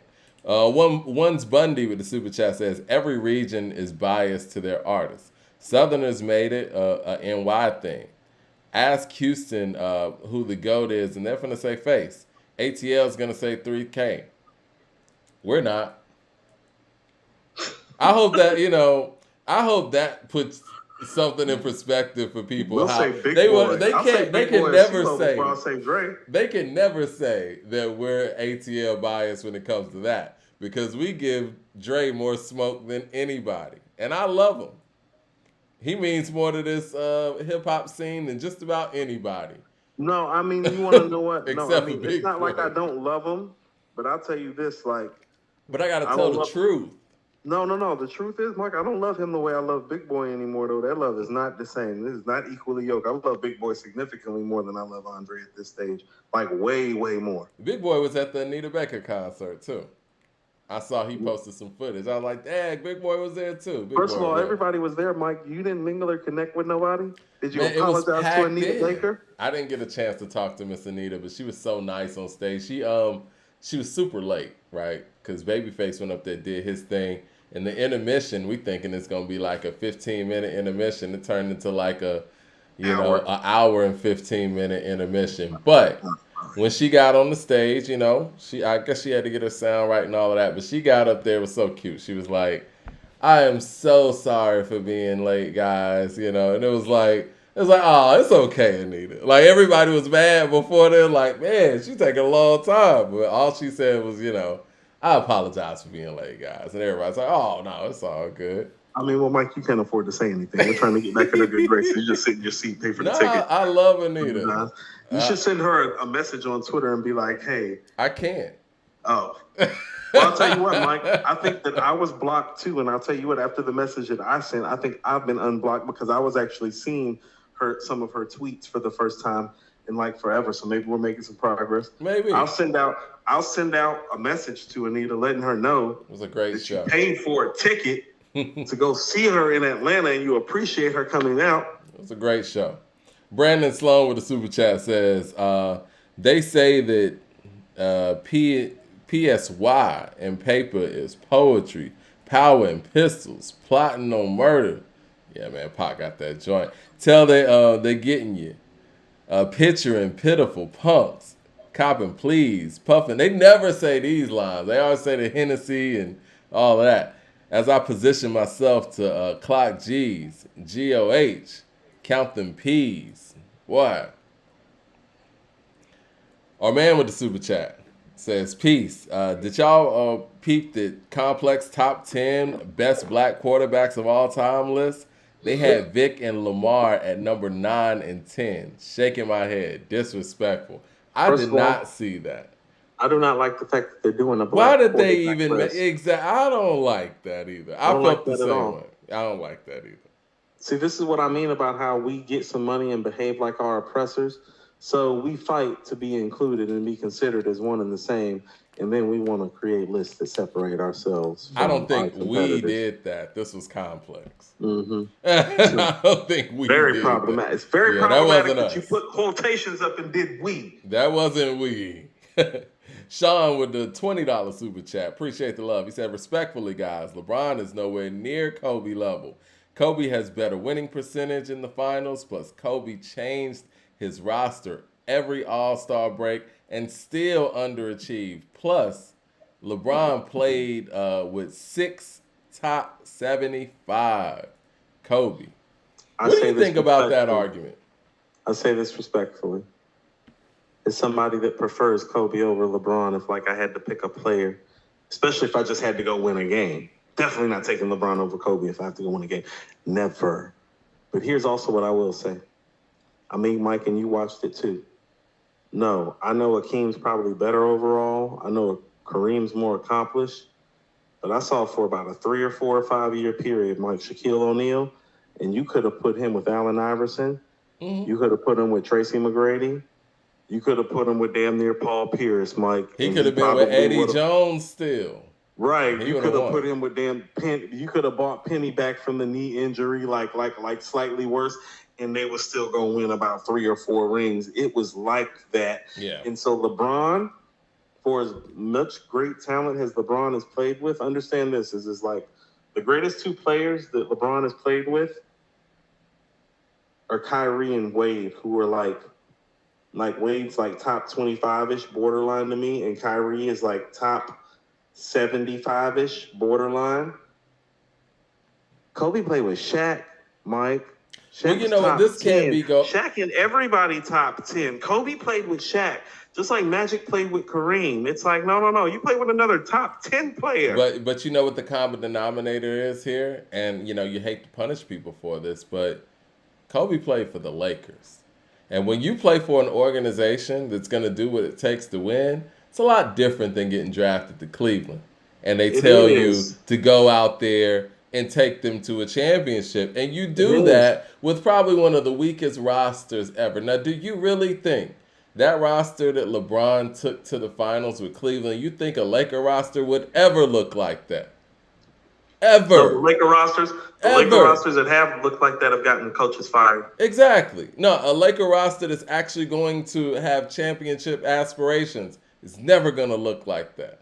You know what I'm saying? And And we're I get talking what about an people are saying. Kobe- 18-year-old that had to come in the game straight out of high school, and you got him basically beating teams by himself. He I beat don't that think people- Detroit Pistons championship team by himself. I think there are people, and here's what I mean, because Kobe came out in 96 and took a little bit of time, and because Shaq came out in 92, I don't think people really realize that. How about this? Shaq was putting up wilt numbers in the playoffs in modern day times. Like Kobe went on one of the best rides ever. He's like, how about this? Kobe at best on those first 3 championship teams, Mike, like the first 2 teams, he's a borderline top 10 player. Shaq's the player. By the time it's the 3rd team, he's probably a top 5 player. You know what I'm saying? But that's by championship number 3. You feel me? Like championship number 2, like the first 2, like go look at Shaq's numbers. It's like 36, 14, 35, 17. It doesn't even field goal percentage 68%. It's like it don't even. It looks absurd, Mike. He ragdolled. I agree with you. Tim Duncan and David Robinson one season. He ragdolled them, Mike. He averaged 35 and 15 on them. He moved. I wish I could have seen what Kobe would have done in Charlotte. You know, he got drafted by the Hornets. Like, would he have been able to do what LeBron was able to do with that Cleveland team, you know, just out of high school? You know, like, and again, I don't want to punish somebody by being put in more of a fortunate situation, but when you start comparing guys, you got to factor in those things. One guy got drafted to the Lakers, another guy got drafted to the Cleveland Cavaliers. Same thing with Michael Jordan. He got drafted to the Chicago Bulls that had done nothing. That matters. No, it does. Like, I'll tell you what. Tim Duncan getting drafted to the Spurs, that matters. No. KG gets drafted to the Timberwolves, that matters. No, I was just actually about to say. No. Look at this, Mike. I was just actually about to say this. Well, we didn't know Golden State was about to become the preeminent organization when Steph got drafted. No. Who drafted Kevin Durant? Yeah, OKC. Well, the Sonics. No, Mike. The Super Sonics. Right. He got drafted by a team that doesn't even exist anymore. Right. See how consistency matters in building a legacy? KD got drafted to a team that doesn't even exist anymore. Seattle Steph Super got drafted to a team that has become what the Lakers, like with the Lakers and the Celtics and the Bulls and the Spurs, like that's what Golden State is in modern day terms. Like we didn't know that at the time, but the organization and the structure of the organization, like no, it matters on these lists. So not all top 10 players are built the same. So it's like, no, do I look at Keem a little bit differently and look at Tim Duncan a little bit differently than I look at Shaq and look at Kobe? It's like, yeah, a little bit. Yeah. A little bit. Well, I mean, Shaq was drafted by Orlando, and Shaq's a Laker. I agree with that, but I'm saying if Orlando was a Laker-type organization, he never would have left. Mike. I understand, but what I'm saying is if Orlando's organization, who I think has actually historically done a decent job, if they had an organization that was built like that Laker organization, he never would have left. It matters who you get drafted to. Hey, sometimes it matters about the things that you won't do. Do you remember when there was talk about whether Golden State was going to trade Steph Curry or Monte Ellis? I remember that.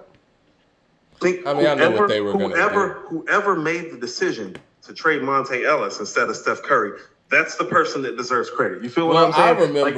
I remember all the moves. Jerry West, Mike.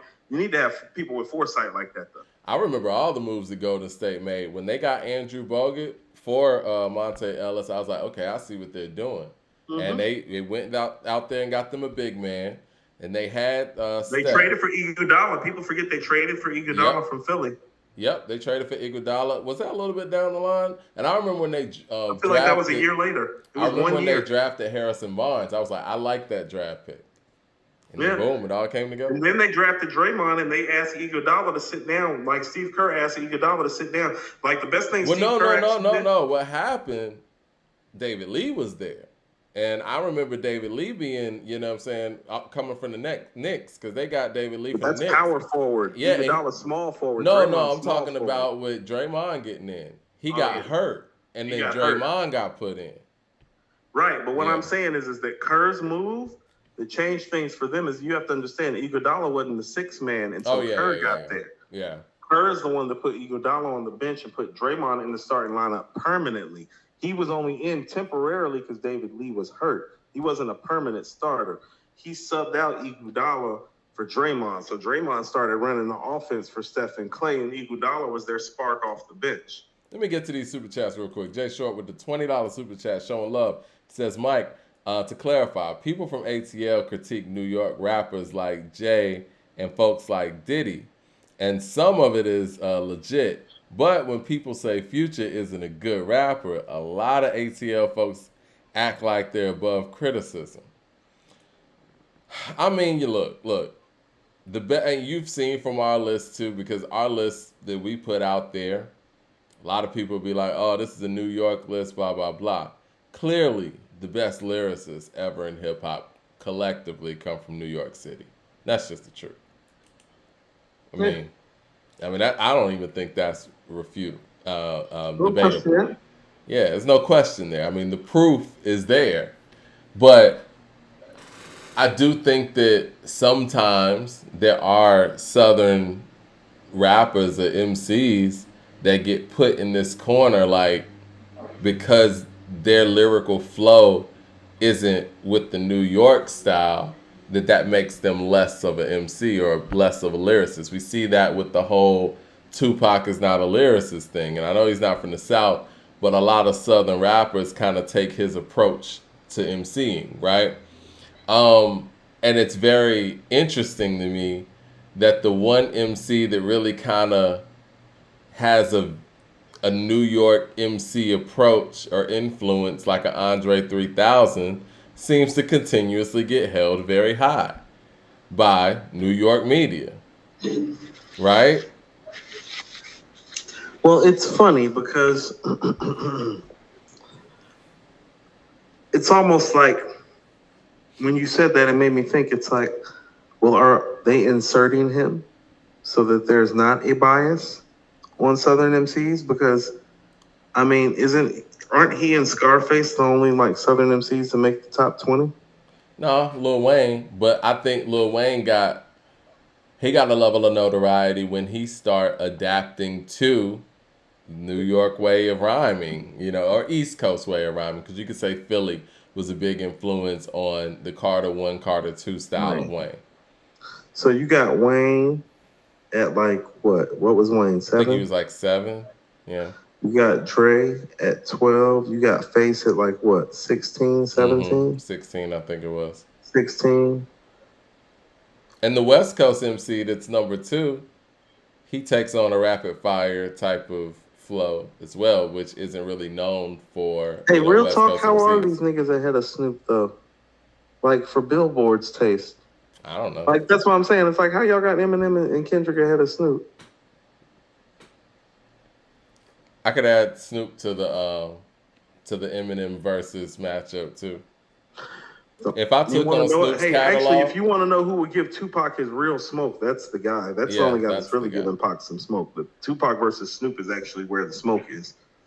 Yeah, if I took on Snoop and my competitor had Eminem's catalog and we're going 20 deep, I'm confident that I would win all 20. You want to know what? I kind of want to put some MCs into our rubric because we really haven't had a chance to do it the last couple of weeks. Okay, we'll do that. Let me get through these super chats. I think we're really behind on them. DJ Bruce Almighty says, dude spoke on New York bias with Jay, but compared him to 3 other New York artists. LOL. I got laughed out of the barbershop last week for being a Jay-Z fan. One dude told me that Jeezy was lyrically better. Now that's just false. You can't help some people, fam. It's like the first step is admitting that you have a problem. Second step is seeking help. And what I would do in that situation, Bruce Almighty, I would start coming with some Jay-Z quotes and tell me some Jeezy quotes to match that. CJ Kidd with the super chat says, just hope this doesn't turn into a Dirty South versus East Coast war and have to revisit the energy from 26 years ago now. Nah, this is just a friendly debate and, people's impact. And I think the Gipp's just standing up for the city and wants Atlanta's accomplishments to be recognized. Jay Short with the super chat says, we all know Gucci and Jeezy aren't good lyricists. They're fun. But people are so scared of ATL backlash, we all have to pretend that they got bars. I give A2HH credit for being honest. I appreciate it. Like, to me, somebody like a Project Pat, even though he's not the most lyrical, his storytelling ability, the way he makes you believe and feel what he's saying, I think that makes him a dope MC. Now, am I telling you that I think lyrically he could go on par with KRS-One? No. But I'm also not going to act like, because of his delivery, his dialect, and his approach, that makes him less of an MC in what the, terms of what an MC is supposed to do. You know what I mean? Because he's effective. And I hate to bring out this name, and I'm not trying to sound like I'm being funny. I think Memphis Bleek is an MC. I think Memphis Bleek does everything that, people want an MC to do from a technical standpoint. And I never really understood why people used to always shit on Bleek. But I think the one thing that Bleek doesn't do for people, for whatever reason, he doesn't really make them feel. And that's where Beans comes in, right? And Beans makes you feel. And a lot of the things that Bleek does from a technical standpoint with flow and, rhyming and sounding right on the record, riding the beat, some things you just can't teach as an MC. And I think, again, people like Project Pat, Gucci, and Jeezy, they succeed in that lane in ways that somebody who might be more of a technical lyricist, like a Memphis Bleek, hasn't been able to do for people. You know what I mean? When you say that, Mike, so let me ask you something. Like, let's not look at even a Gucci or somebody like that. Pimp Let's C. look at Bleek in relationship to Ja Rule. Mm-hmm. They've been on records together. Right. Well, they came up around the same time. I know, because they came into the record store together when I was in high school at the same time. And Bleek had been around for longer, but Ja Rule's star had already ascended further, higher, faster. Why do you think that is? I think that Ja Rule's underrated as a songwriter. There we go. So I think that his songwriting ability was leaps and bounds over a lot of people, not just Bleek. I think he was treated like he was a little brother like a Bleek was, but he had songwriting ability. I mean, Can I Get Her is pretty much his song. Well, see, this is what I'm saying when I say that. It's just like, well, if you actually think about it, well, who has a better voice? Because I'd actually tell you, Bleek actually has a better rap voice, in my opinion, than Ja Rule. Okay. I could see that. I would actually tell you, delivery and timing-wise, Bleek's actually better than Ja Rule, too. So what do you think the separation like some of is? those fundamental technical rapping things about catching the beat in certain pockets and weaving in and out of it. You know what I'm saying? Because back in the day, I never understood why people were talking about Bleek in that way. I'm like, he sounds fine to me. But it's the intangible stuff. Except for one thing. It's like, well, it's the intangible stuff. It's like, well, what about what he says are you drawn to, for one? Right. And B, what do those actual full composite songs sound like? And because it's like, the other part is he doesn't have one record with the energy of Holla Holla, which is like almost an afterthought in Ja Rule's hit catalog now. I'm like, man, that song was big. Right. Well, the other thing is, what's his story? Did we ever get that? See, and that's the thing. I think Jay's story was so compelling. See, that's what happens when you have such a big star too. Yeah. Is that all your other little stars? Well, they need to like kind of venture out into their own orbit a little further to get their proper shine. Well, Beans was able to tell his story, and we felt Beans is just special. Like, Beans is nasty. Beans is special. Like, how about this? This is what I'm talking about. Like, listening to Beans rap is like probably watching like Randy Moss run for the first time. It's like, find him, sign him. You remember hearing when they went up to Hot 97 and Jay was up there too, and State Property and all of them were rhyming, and the way Beans was up there just attacking the mic on everything. It was different. Yeah, like I remember when I heard him, I was like, "Who's this?" I'm like, "Oh, this guy." I was like, "Ooh."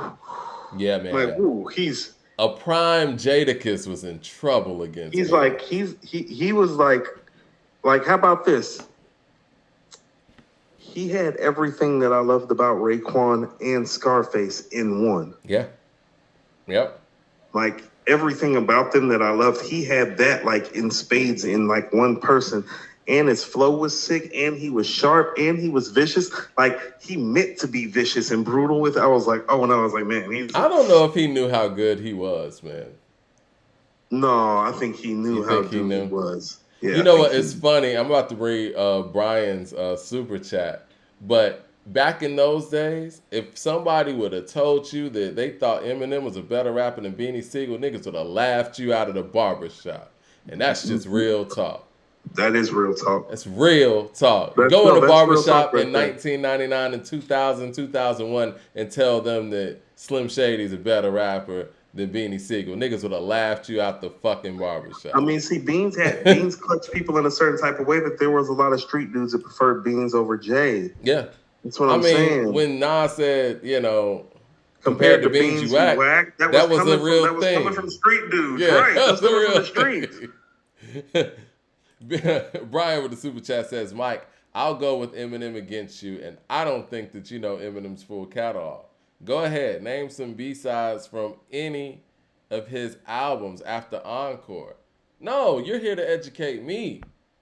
I'll pick Pac, you pick M, and you got it, man. Like, educate me. Blow me out. Pause.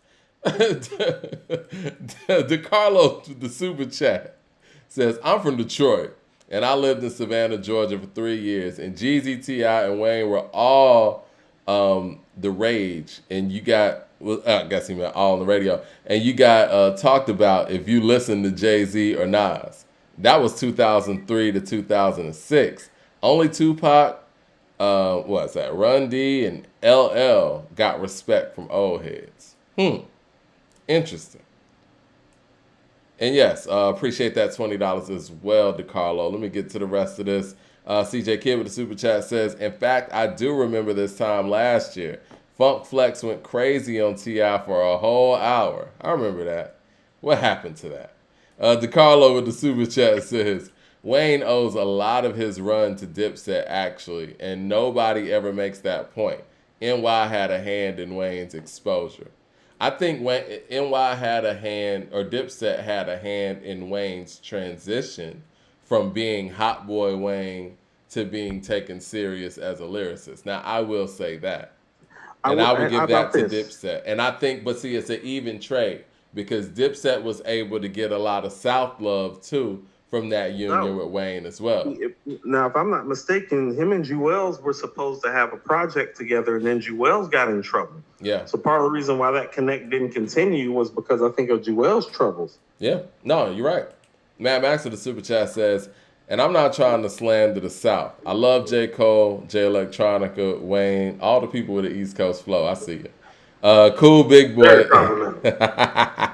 Big boy, very problematic. But when ATL... J. Electronica is a Southern MC, I'm not about to let him do that. He is, though. He said, but when ATL went the Lil Jon route, come on, no old head was trying to hear that. I don't care where you from. It's about the energy, man. It's about having fun. But I feel you. Some more super chats before we get to what we get into. I think CJ Kidd with another $20. Appreciate the love. He says, with Andre at the source, in the years to come, Havoc would diss the South and Pimp C would respond. Jeezy went crazy on Nas in the South. And though Hip Hop Is Dead was towards them. After it was T.I./50 years after and now. And now this, excuse me. I don't know, man. I think what Pimp C was saying, man, Pimp C's always been saying this stuff. Rest in peace to Pimp C. I think he's always felt like down south rap music or hip hop music should be called something different. He wanted to be called country rap tunes. And he didn't. I think Pimp C's fight, and just from my perspective, was we don't need to go out here and do things and adjust what we doing to be accepted by New York. We can do our own thing and be good. I feel like that's where Pimp C was coming from with it when he was talking. I think that Andre at least in that speech that you're talking about in the 95 Source Awards, came across that he did want, New York acceptance and wanted to be respected as an MC by all regions and New York specifically. South got something It's to the say. Mecca. There's nothing wrong with that. Especially as a young man that's an aspiring hip hop artist. Yeah, and you put in all the work, and you put together the words, you put together the dope album. You can rhyme on par with some of these other people from that same region that are getting this level of respect. You just want that respect. And that's cool too. I mean, not saying any approach is wrong. I think that those individuals just had a different approach to, what they wanted their individual careers and regions to be. But I don't like how they try to position Andre's individual aspirations as the aspirations of the full region. And I think those are some of the things that Pimp C speaks to, where it's like, I know we got something to say. We've been saying it, and we've been doing it our way. We don't need you to co-sign that for that to be the reality. And I'm with that, too. I mean, it sounds like the, civil rights movement, right? Some people want it separate but equal. Some people wanted integration. I hear you, Frederick and WEB. Chris Scott with the super chat, $20, showing love. He says, salute to you, brothers. I really enjoy watching and listening to the conversation and debates. Nas is my favorite MC of all time. He's a lyrical genius. Well, your favorite MC of all time is the greatest MC of all time. Congratulations. You won the race. Jay Short with the super chat says, I listened to No Way Out the other day. Jada does have a classic. I just now hear his cadence and verbiage in 90% of Puff's bars. He needs more credit for his ghostwriting on that album. Listen to Don't Stop. It's funny you say that, because I said that if anybody else had that record, that's a hit record that Puff didn't even have to put out, because No Way Out is just that stacked. Should have left it for Kiss. Well, I mean, if Kiss would have had a Bad Boy album, he would have had stuff like that. I don't know, man. Like, see, that's what I mean too. This is now. Here's what did Kiss write and what did Sauce Money write? This is for whatever people may feel about it. This is where Suge was right, where he was saying, if you don't want somebody dancing in your videos, he really wasn't talking about the dancing in the videos. He seen No Way Out coming. Yeah. Mike, before all of us, in the sense that it's like, think about how many of those records really was supposed to belong to Mace or belong to the Lox or belong to Kiss. Think about what No Way Out. Think about this. No Way Out. If Kiss wrote them, they did. You know what I mean? Like, we already heard what Kiss would have sounded like on it. He just had to hand it over. He wrote the records, right? Right. So think about it. This is what I mean. People don't understand this. And this is something that Puff knew that they didn't understand too. Mike, most great artists, even the greatest artists, like, you got to understand, people like Stevie and like Prince are like exceptions, like in the sense, but most people write their hottest shit in their first 1, 2, 3 albums. So it's like for rappers, yeah, definitely. Like artists. That's what I'm saying. For like rappers, especially. Yeah. Hey, Mike, like we talk about Janet's catalog and how great it is, Mike. Control, Rhythm Nation, but that's Janet her third album. That's 2, 3, 4, right? Nah, she got Dream Street, she got Janet Jackson, and then Control. And Control's third? I thought it was second. Yeah, it's third. Okay, 3, 4, 5. But that's what I'm saying. Like, but what Mobb Deep and the Fugees did, that's not normal. Like, to make your best album your second time out, that's not normal. What I'm saying is that how much material did Mace and Kiss and Styles and Chic use that probably, like, think about this. Imagine Harlem World with Been Around the World and Can't Nobody Hold Me Down on it. This nigga going diamond, Mike. Those could have easily been Mace's records. Now I'll give you that. Do you understand that? If he has Can't Nobody Hold Me Down, yeah, Been Around the World, yeah, and then he has Looking at Me, Feel So Good, and Tell Me, Mike, those are He going You're right. diamond, Mike. I never He thought gonna about get that, rich or but you're die right. trying on these motherfuckers. Like it's No, gonna be you're bigger right. than get rich or die trying. You feel what I'm saying? Yeah, honestly, this is kind of on some East Coast doggy style shit with some of them records. If you Right. combine Imagine- the best songs from No Way Out Right. and Harlem World and make it one album, Imagine if everybody gets behind Kiss Project and something like I Love You Baby becomes like a Kiss and Black Rob joint. Something like All About the Right. Benjamin becomes Kiss solo record right? with a posthumous Biggie verse on it. Yeah. He gonna do J numbers. And one of He's his gonna do, in one of he's his gonna do verses, J and Nas numbers. He's going 2, 3, 4, 5 million with that. Tell me he's not. and one of his verses is the what y'all want to do. Right. If he starts most- off the record right. like that, The two most Yeah. quotable parts of the record are Puff's part and Kim's part. yeah, But the most quotable part is what y'all want to do. Want to be ballers. Yeah. Mike, that is the most quotable part of the record. The second part is want to rumble with the B, huh? Zzz, throw a hex on the whole thing. Like, those are the two most quotable parts of the record. Kiss wrote one of those. Well, I want to know, and I would like for Kiss to put this out there. I want to know how much of No Way Out that he wrote, because I always hear that Sauce Money was involved too. Now, if he wrote a majority of that record, or the important songs on that record, I will stop saying he doesn't have a classic, because to he the does. best of my ability that I can remember, I believe Sauce wrote "I'll Be Missing You," but I don't remember Sauce being involved that much outside of "I'll Be Missing You." Okay. That's what I'm saying. But what I'm saying is think about it like this. Look at, take the Mace stuff out. Now look at the Black Rob and Locke stuff that's left. You feel me? Imagine that stuff being put behind Kiss, like a Woe behind Kiss. Right. You feel what I'm saying? Let's Get It behind Kiss. All About the Benjamins behind Kiss. Yeah. Now I agree. Lex Diesel with the super chat. Appreciate the love. He says, salute, guys. Did y'all ever decide on what a suitable tiebreaker would be for Busta Rhymes and Drake and ranking your list? Also, shame on you, Mike, for predicting Busta wouldn't pass Eminem on your list. Shaking my head. Let's get to these super chats and maybe get to our list. Yeah, and then we can talk about that. Yeah, Mad Max with the super chat says, Mike, that Pistons team didn't have Ben Wallace, and Kobe won with Powell twice. Shaq's one player. LeBron went from Wade and Bosh to Kyrie and Love to AD. Powell is not better than none of those guys except Love.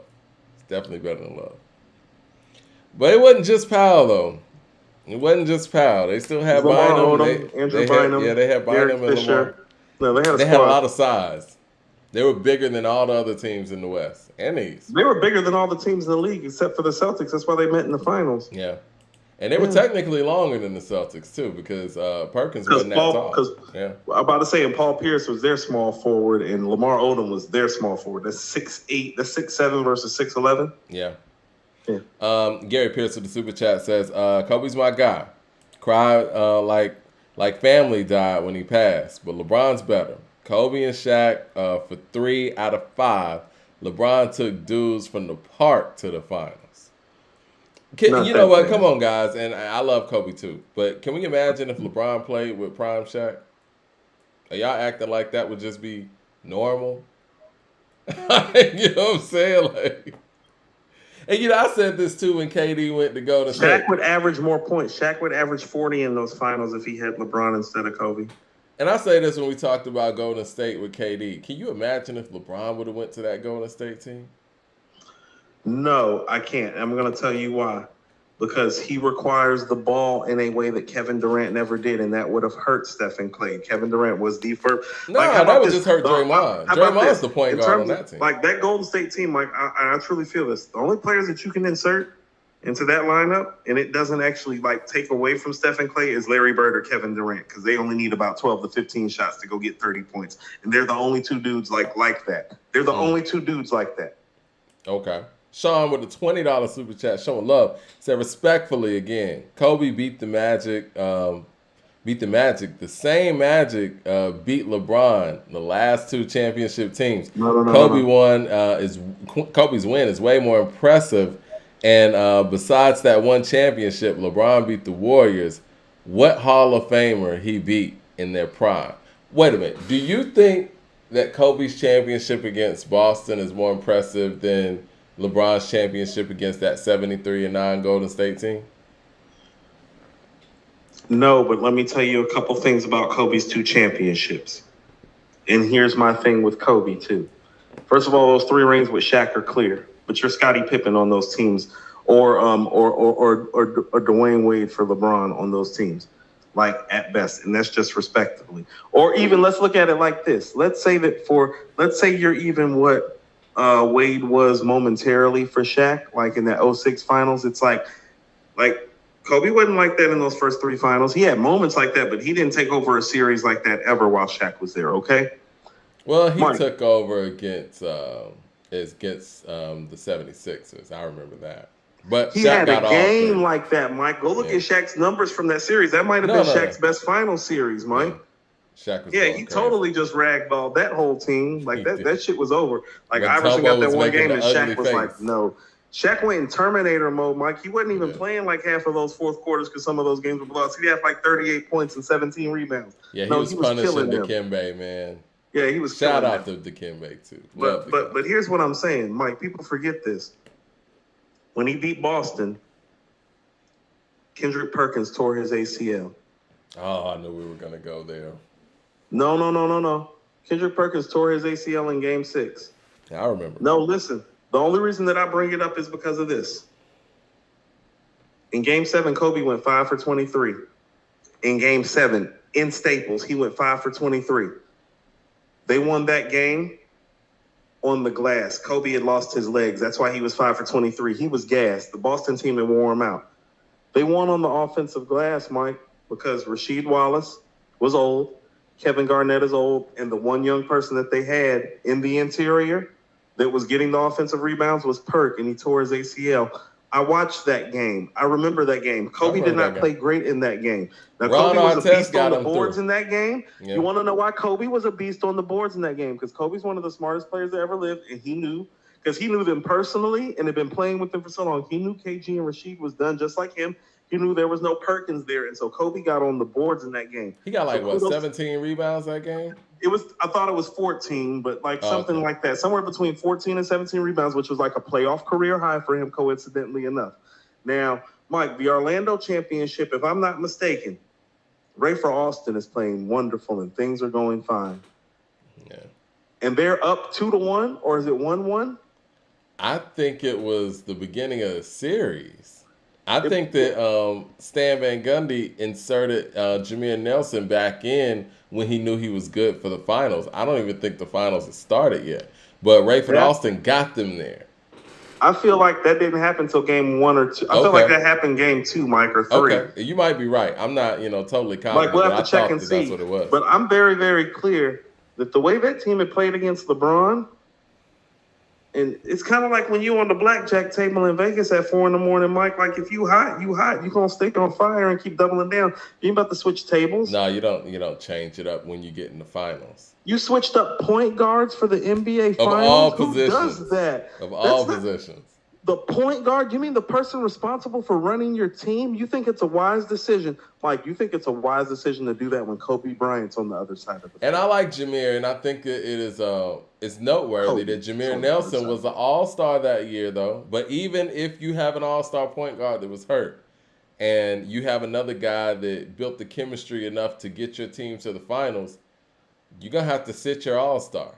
I mean, all I'm saying is that when you sit red meat in front of wolves, they eat. It's like, oh, you were switching point guards for the Kobe NBA Finals in front of Kobe? Yeah, you're right. Kobe saw that. Yeah.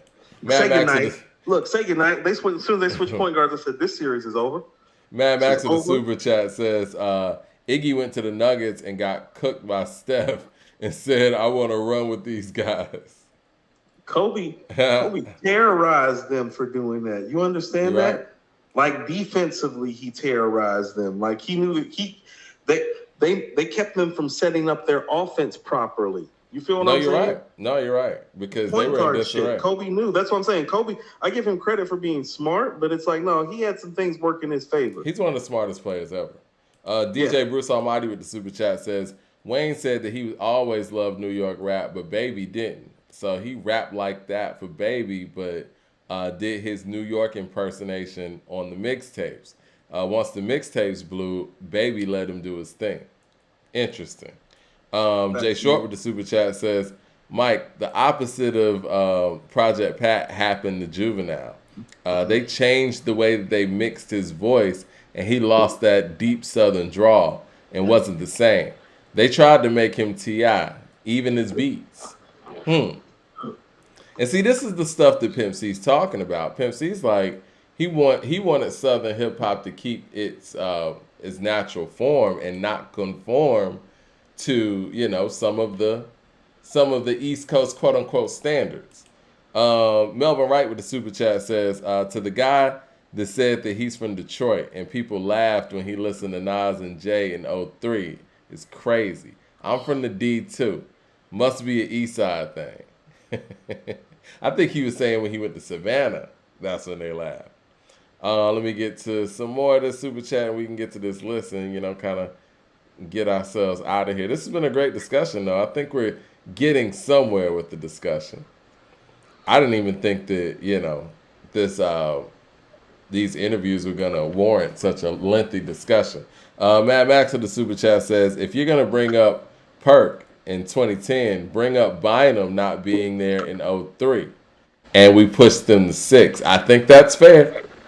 You went out for a second, Coop. My bad. Can you see me? I don't see you yet.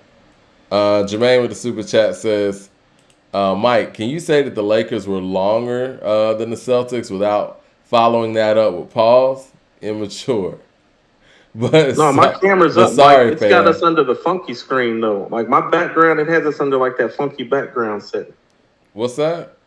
Yeah. I'm looking at the show right now, but it has us under, like, a different background setting, like some rocks or something. Like, I think that might be on your feed because my video's up. Okay. I don't know what happened. Hang up and hit me right back. All right. Let's see. I don't know how Coop got lost over there.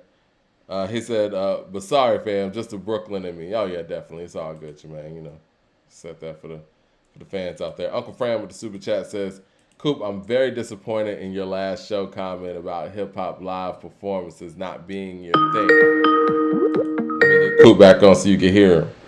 Let's see. Yeah, you back on. You good. Uncle Fram said he's very disappointed in you, Coop, from the last comment that you made on last show talking about hip-hop live performances not being your thing. Breaks my heart. No, I mean, it's not. I was okay. So let me rephrase this properly so you understand. The first concert I ever went to was Prince on the Love Sexy tour.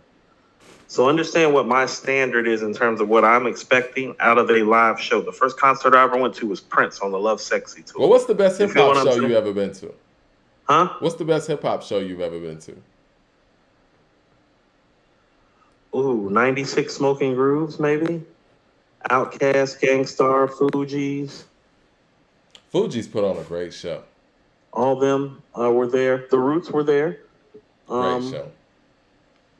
Nas's show at the Tabernacle around the Godson time was pretty memorable. Those are the two that stick out in my mind offhand. The Jay-Z and Friends show sticks out in my mind just because he had so many joints to do. I think that was the moment. I didn't go. That was the moment because he was supposed to do that tour with R. Kelly. And then R. Kelly was wilding out and doing stuff, and then, you know, I guess dropped out of the tour. This was like R. Kelly was doing stuff? I think we know that. Crazy stuff. And it was right before the Black Album. And Jay was on stage, and everybody was there. Like, the whole industry was there. And he still performed, I want to say maybe like 2 hours, man. And he was doing so many joints. And like I said, this is before the Black Album. And there was so many joints that he didn't do that he could have done. And I was like, yo, man, this man's catalog is crazy. That was the moment I was like, yeah, he is the greatest. To kind of put this show in full circle. I was like, yeah, he's the greatest. I mean, because the catalog and the lyrical skill, and you could hear how different he sounded other than the other people that came on stage. DMX performed that night.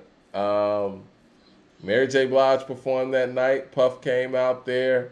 Black Rob came out there. Rest in peace to Black Rob as well. And man, everybody was out there. Lil Jon came out there. Ludacris came out there, I believe. And even with all of that going on, he was still, the guy. And I think that might have been the best concert I went to. So I guess I need to go see Kanye and Kendrick because I keep hearing about Kendrick's performances. Okay. So, speaking of which, since you're talking about a guy that often compares himself to Michael Jordan, and Michael Jordan turned 60 today, and we've been having some LeBron and Kobe conversation, can I tell you something?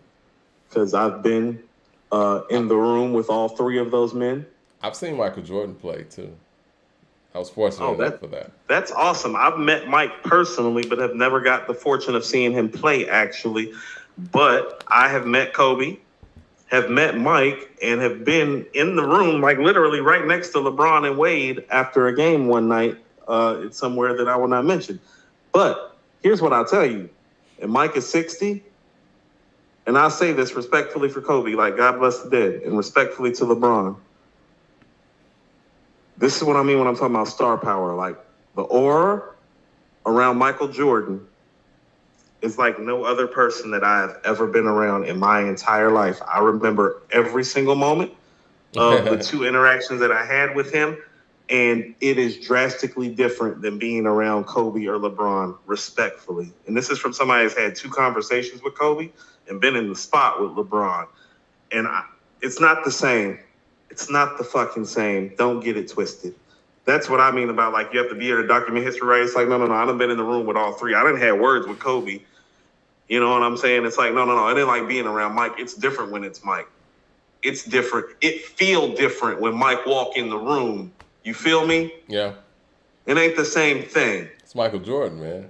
It's Michael Jordan. It's different. Michael Jordan and Michael Jackson are different, man. It's different. It's different when he walk in the room. I don't know how else to explain it. Like, people who don't care about shit like that care when it's Michael Jordan. It's different. We saw it with the top 75 players of all time when they did that at the All-Star game. Those are the most arrogant niggas who ever walked the face of this earth, and they defer to him. Yeah. These are the most somebody's been in plenty of spots with all of the ball players. Like there's a level to arrogance. It's like, first of all, if you can find you a black baseball player that's making a lot of money, they're the most arrogant. Then it goes basketball players, football players. But them 75 niggas, and I know because I've had run-ins with some of these niggas, those are the most arrogant niggas on the face of this planet. And when it comes to Michael Jordan, they become humble, meek, quiet. I ain't never seen nothing like it. It ain't even, no one man should have that much power. You gotta be like, confident and somewhat arrogant to even make it in pro basketball. What 2 Chainz say? Swag like pro ball, gave her a ring, phone call, money tall pole ball, walked in, drove off, so comfortable at the dealership, I don't take my robe off. Shout out to 2 Chainz with the bars, man. Jay Short with the super chat says, don't want to hear anyone under 35 talk about Shaq. We used unstoppable too much. Only Jordan and Shaq were truly unstoppable. When Kobe shot instead of feeding the post, it was a relief. No disrespect. I mean, I would have to agree, Mike. The only people, how about this? I saw Shaq and Mike dominate seasons. I saw Olajuwon dominate a couple of postseasons. That's the only time I've seen people dominate. I've never seen Kevin Durant dominate like that. I've never seen LeBron dominate like that. Steph, Kobe, not dominate. No, Shaq dominated. Mike dominated. Man. Like that finals run, like where he like David Robinson and Shaq and then Patrick Ewing the next year. No, that was dominating. And you know what's crazy? Patrick Ewing actually played Hakeem the best. Because he gave Shaq and David Robinson the fucking business. No, you're right. Business. No, you're right. I mean, I was watching that 96 or 95, 96 season and just watching Jordan play in regular games. Like, there was nothing anybody could do. He was too strong, too fast, too athletic, and too skilled for anybody, I think, of any era to guard him. And he just dominated, man. And it wasn't because you know, a lot of people like to just select, you know, certain images and find Michael Jordan playing against, you know, some scrawny, shorter white competitors or whatnot. But I remember Jordan playing against the Knicks and having Gerald Wilkins, Dominique Wilkins' brother, guarding him. He was big. He wasn't no, you know what I'm saying? Like Gerald Wilkins. He's 6'7", 225. Yeah. Gerald Wilkins was 6'7", 225. Exactly.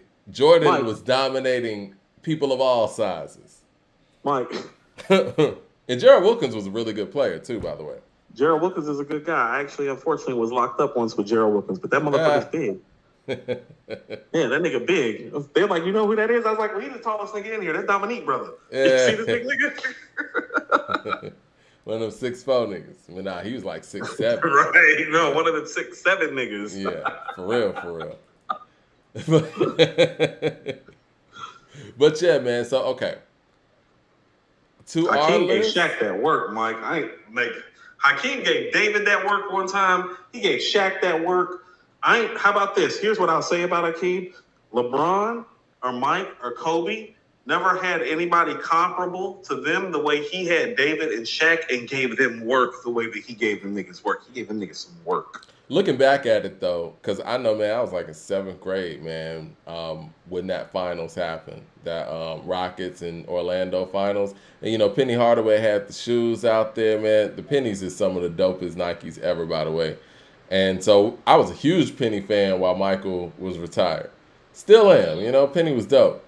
And so I'm excited about the finals. I'm thinking Orlando's going to win the whole thing because they just had more of a flashy game than the Rockets. What do you think really happened in that series? And even though looking back on it, maybe Orlando shouldn't have been the pick, but should they have gotten swept? Like, how did they get swept with all that talent? I mean, the Nick Anderson free throws cost them a game. The rest of that was just Hakeem. Yeah. Right. So it's like it would have been 4-1. You know what I'm saying? Maybe 4-2. Like maybe Shaq has a game. They wasn't winning that series. Hakeem wasn't about to have that. I mean, but when you look back at it, though, Shaq put up numbers. Did Penny come up small? Like, who came up small in that series to the point where it was a sweep? No, I mean, that's what I mean. It's like, no, Hakeem was just like, it was just one of those, it was very comparable to what Dirk did with LeBron. It's like, well, you know, like nobody choked like on the LeBron side, but it's like, you know how Dirk always hit the free throws, made the plays. It seemed like was there down the stretch. That's kind of how Hakeem was on that team. And people forget that, like, Hakeem was getting slighted around that time. Like David Robinson won the MVP over him. Mm-hmm. You know, people talked about Patrick Ewing a lot and those Knicks teams being better than his Houston teams. Like, he felt some type of way. People have forgotten that he went to the finals before all these guys, including Mike. So he definitely had, like, a chip on his shoulder. Hey, Mike, that Gerald Wilkins story is real. You remember when me and my sister got into it, when we used to do the Wednesday short and they hauled me away? Is that when you seen him? That was recent. That was, right. Like, that was the other couple years ago, right. That was the night. Remember when I was like, I ran into somebody famous, like when I was like up in there. Shout out to me and Gerald. him kicked it. I got Gerald's phone number actually. Yeah, man. Gerald Wilkins was out there guarding Michael. Somebody in the chat said he was 6'6", 190 or something like that. Mike, when you sitting in a holding cell, everybody's 7 feet tall when they that big. Okay. Well, I'm sure he's 2 something now, and you know. It's definitely 225 when I seen his ass. That was like 2 years ago though. Like. But yeah, I think the experience matters. I just don't think that Orlando team should have gotten swept. And I also think that, I don't know, man, I feel like the Bulls broke them up because they got swept by them too. Because when they beat the Bulls, when Michael came back, you know, it was 45 or whatever in that 45 year. And then they came back the next year, went 72-10, but they faced that Orlando team in the playoffs and swept them. I don't know if that Orlando team do you think there's a level of mental toughness that team was lacking or something? Was it a coaching thing? I think Shaq actually framed it properly when he talked about the 3 all-time great guards that he played with, which was Penny, Wade, and Kobe. He pitched it to Wade like, well, you know, I need you to be Michael because Kobe is Sonny, but Penny is Fredo, as in he's the weak one. And so I think there were some fortitude issues with that team that Shaq kind of spoke to via Penny as in relationship to Kobe and Wade. Because look at Kobe and Wade like the killer as opposed to Penny. And I think that's what Shaq's talking about. Like Penny has all the talent, but he don't have that killer in him. Like he has Magic's game. People forget. Magic from Detroit, Mike. Magic probably throw his mama down a flight of steps to win a basketball game. You feel me?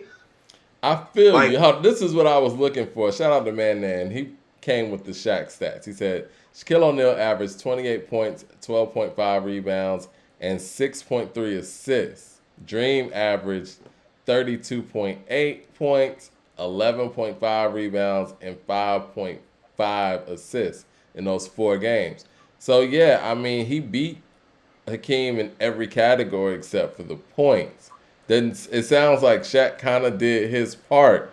But what I was going to piggyback on what you said, No. like... Back up. No, stop. This is what I'm saying about how numbers lie.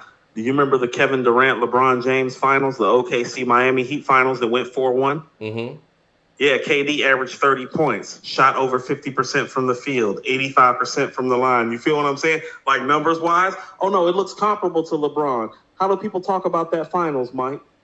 Yeah, no, you're right. It wasn't what it was billed to be. Same thing, but people always say in the moments that matter, LeBron and KD know. And the same thing there with that Shaq Hakeem thing. It's like, no. Until it mattered. My question to you is, though, and I know we kind of got on this, but I like this conversation, too. It's Michael Jordan's 60th birthday. Why do you think that Shaq, being the dominant force he is, even needed Penny to be a killer? Because it doesn't feel like Jordan ever needed Pippen to be a killer. You know what I mean? Because as great as Pippen was as a player, it's like that wasn't really Pippen's mindset, but they were still able to utilize him to the fullest. Because Mike had changed the league, and so the league was more guard-oriented. And people forget, all big men that have titles have a Hall of Fame guard. There's not one Hall of Fame big man that doesn't have a Hall of Fame guard. Not one. And Shaq's no different. And people forget this. Like, the Orlando Magic, if I'm not mistaken, won 19 games the year before Shaq got drafted. Mike, without Penny, the year after, they went 41-41. Shaq's the truth. That's a bigger turnaround than Mike. He changes That's everything. A bigger turnaround than I think Larry Bird. So in a so vacuum, I'm drafting Shaq first. Shaq changes everything. No. The Orlando Magic won 19 games the year before, if I'm not mistaken, and they went 41-41 and were the 8th seed in the playoffs a year after having Shaq. So he's that dude. So it's like if I'm putting the onus somewhere, it's not on Shaq because it's very clear to me that the Orlando Magic weren't even a viable franchise until they drafted him. Right. Like, so Penny don't do that. Like, if you draft Penny before Shaq, like, you end up getting Shaq because that team that won 19 games, if you draft Penny, they about to win 25.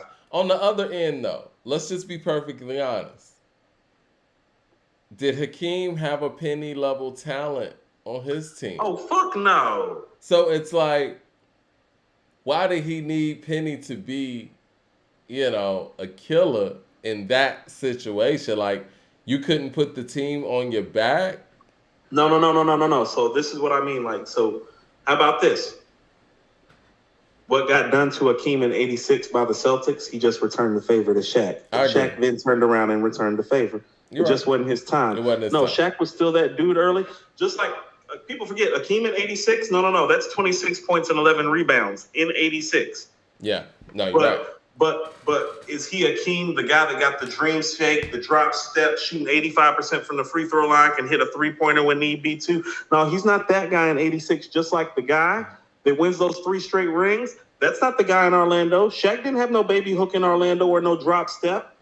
He was just athletic. He was diving across the floor. He was just athletic. That's what I'm saying. Hakeem in 86, no. That's raw Hakeem. Raw Hakeem got schooled by some guys fundamentally more sound. Same thing happened to Shaq. Yeah, you're right.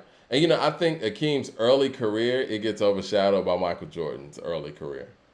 No, 'Cause his Hakeem was early putting up career is 24, crazy. 25, 26, 27, 10, 11, 12, Yeah. with regularity. Yeah. Like, I think it was more David Robinson, because David Robinson had that All-American image because he went to the Navy, and Hakeem's from Africa. Yeah. And Hakeem converted to Islam after his third year of basketball and changed it from the A to the H. You He know, started I fasting want to for ask you Ramadan. that. That was the whole thing when Hakeem started fasting for Ramadan. People forget that. Well, I want to ask you that too, because when they always talk about international ball, why don't they ever bring up Hakeem? He's the best, and it's not a conversation. No, but I'm saying, like, they always talk about Dirk, and they always talk about You're talking about Deadlift Europe. Shrimp. If you're talking international, But they it's be Hakeem. talking, but whenever they talk about the international, they always talk about the Dream Team and how that opened up the NBA for international ball. And I'm like, wait a minute, Patrick Ewing's Jamaican. You know what I'm saying? Hakeem is Hakeem, and he's from Africa. Like Dikembe Mutombo, those guys don't count as international players. Hey, hold on. JC88 just said something too. Hakeem gave Kareem some work in '86. Like, that's the type of shit that made Kareem retire. People like Hakeem was like Hakeem and David Robinson. How about this? When Hakeem and David Robinson showed up, it's like Kareem didn't play much longer, much after that. That's real. Jay Short with the super chat says, in all that work. Jay Short with the super chat says, in all fairness, Shaq and Penny were still young when Houston and Chicago beat them. Penny was like in his second year. Shaq was in his third. Orlando's premier defender was always an issue. Perimeter defense was always an issue. Rockets Rockets rained those threes. Yeah, I remember when damn all that. Who guarding Hakeem? Robert Horry, man, 6'11", hitting threes from the corner was unheard of at that point. Who guarding Hakeem though? The Shaq guarding Hakeem. Right, like stop like with all that like other stuff. It's like no. Eat the food, like eat the food. Like Mike lost to Isaiah, Mike lost to Bird. It's like this is part of like rite of passage. Shaq's actually the last person to really like beat Mike actually in the playoffs. If you really want to be accurate about it, last Michael Jordan team to lose in the playoffs actually got beat by the Orlando Magic. That's real, right? That's real. Last time Mike lost in the playoffs, it was to Shaq. Okay, so let's get to this list. And then we can get up out of here. Whoa, I see a chart here. What's this chart look like? This is one of our charts from back when we was putting together the charts, man. We had Pusha T, lyrics of 15, voice of 10, delivery of 9, storytelling of 8, catalog of albums 14, collaborations of 7, longevity of records of 10, and longevity of career 8. Do we still stand on that? We got Kendrick rated pretty high for the people that think that we hate Kendrick. We got lyrics of 15, which is the highest, right? We got voice of 9.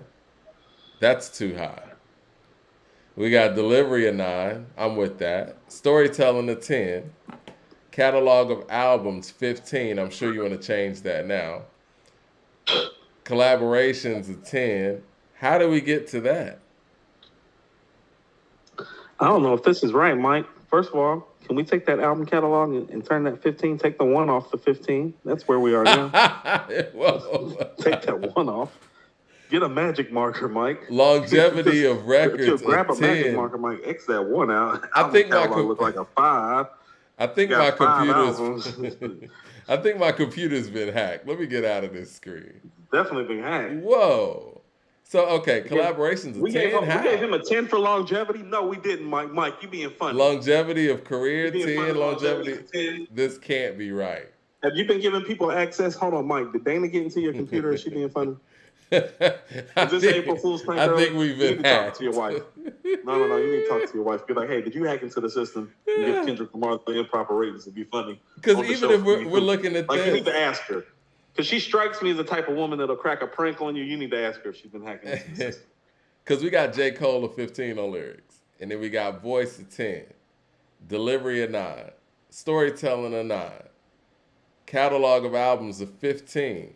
See, I don't even want to work off that list anymore. That's why we created a different rubric for this year, because people weren't really feeling like how we went about it and was questioning it too much. We've actually gotten less drawback from this year's rubric. Yeah. And we've kind of been doing it to kind of actually rank the MCs not just like compare them against each other. Right. But somebody's definitely hacked into your system, Mike. They're a habitual line stepper. They're a line stepper. You got people in your circle. You need to watch yourself. Protect your neck, like Wu-Tang said. What's the list looking like right now? I mean, it depends on where you want to start. So here's how I look at it. It ain't this. We got one or two things we can do.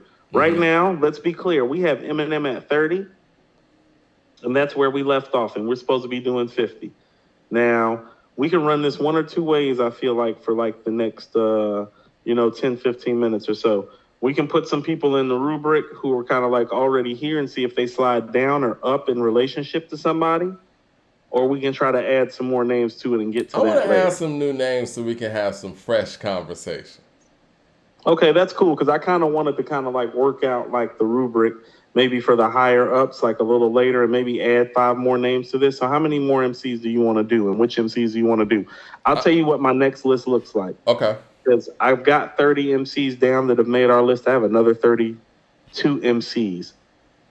J. Cole, Pusha T, Slick Rick, Big Boy, and Rick Ross are the next 5 that I have up.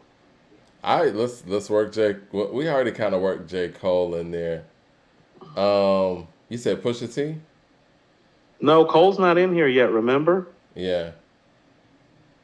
Okay. Because we did the whole Kendrick thing. Okay, let's do Cole. Okay, well, Eminem's at 30, so Eminem's, where we're starting with it. I'm sure you love that, Mike. I love it. Jay Shore in the Super Chat says, y'all know I love A2HH, but how Conway on here and Freddie's not? If Freddie was from NY and not Gary. You know what? That's an old list that we put, what was that, like a year or so ago?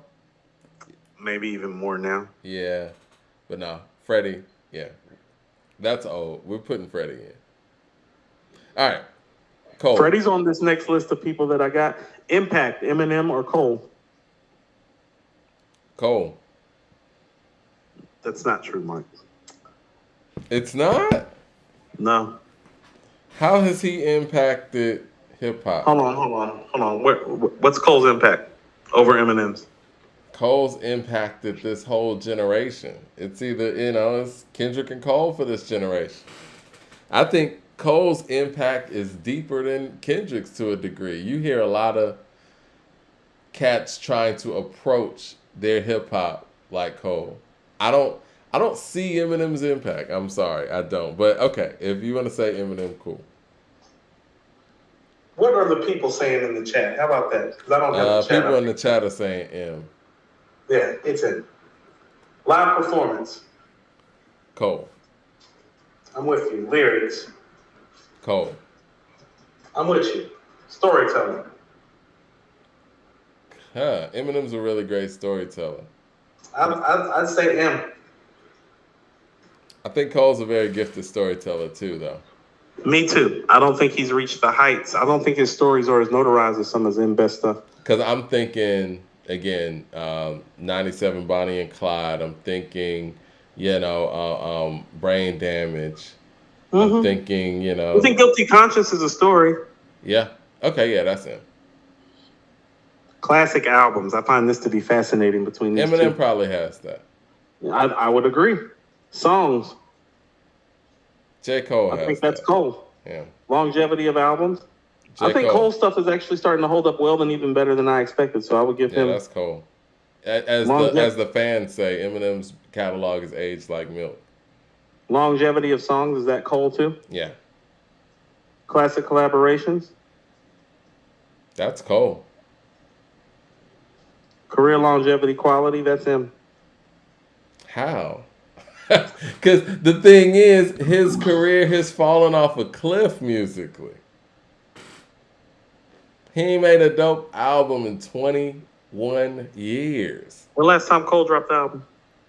Last year. Year All season, 2 years ago? Yeah. And before that? Off season, and it was KOD. So it's about, 4-year break? 3? No. Took 3 years off? I don't know. No. Okay. You want to give it to Cole? We'll give it to Cole. What the people saying? I think people are saying Cole. Voice is Cole too. So Cole's going to move up above M. So Now we have him up against Redman. Cole against Redman. Mm-hmm. Impact. Redman. I don't know how you got there, but okay. I mean, because Redman has so many sons. You know what I'm saying? He does. He got a lot of kids. Yeah. Live performance. Live performance is that's Redman actually. I don't know. Yeah, that's Redman. Yeah, I think that's Redman too. Lyrics. I might go Cole on that one. I might go Redman on that one. I don't think Cole has as many hip hop quotables as Redman, quote unquote. I only say that because subject matter and the like you were saying, the creativity and subject matter, like when we're talking about Jay. I think that as an incredible lyricist, Redman's kind of one-dimensional in that way. I think Redman has more wow factor as a lyricist than Cole, though. Oh yeah, you want to know it? This might be a tie. I'm cool with the tie for them. I definitely agree with that. I'll go with the tie. Storytelling's Cole. Yeah. Classic albums, Redman. That's Red. Classic songs, Cole. Yeah. Longevity of albums, Cole or Redman. I might. Longevity of albums. I think I might go Cole. I think Cole's stuff is, Me too. What about the songs? I think I might go Cole there too. Yeah, I might go Cole there too. Classic collaborations, I tell you, Redman. That's Redman. Longevity, quality, Redman. Yeah. Fascinating question. Voice. Me personally, I'm gonna go Redman. But if somebody says something different, I'm not mad at that. We have to pick one because they're tied. I say one, Redman. 2, 3. Actually, 1, Redman. 2, 3, 4, 5. Actually, if Cole doesn't win the voice, then Redman wins. Yeah, I say Redman for voice. What do the people say? I don't want to sound like I'm just trying to, tilt the scales, tip the scales. I prefer Cole's voice, but that would lead them tied. So I'll let the people decide. Redman or Cole. Mad Max says Cole has a better voice. Boy and Gift says Redman is voice. I see another Redman. See another Redman has a better voice. See Redman. Ashley Chambers says Cole don't hit like Redman.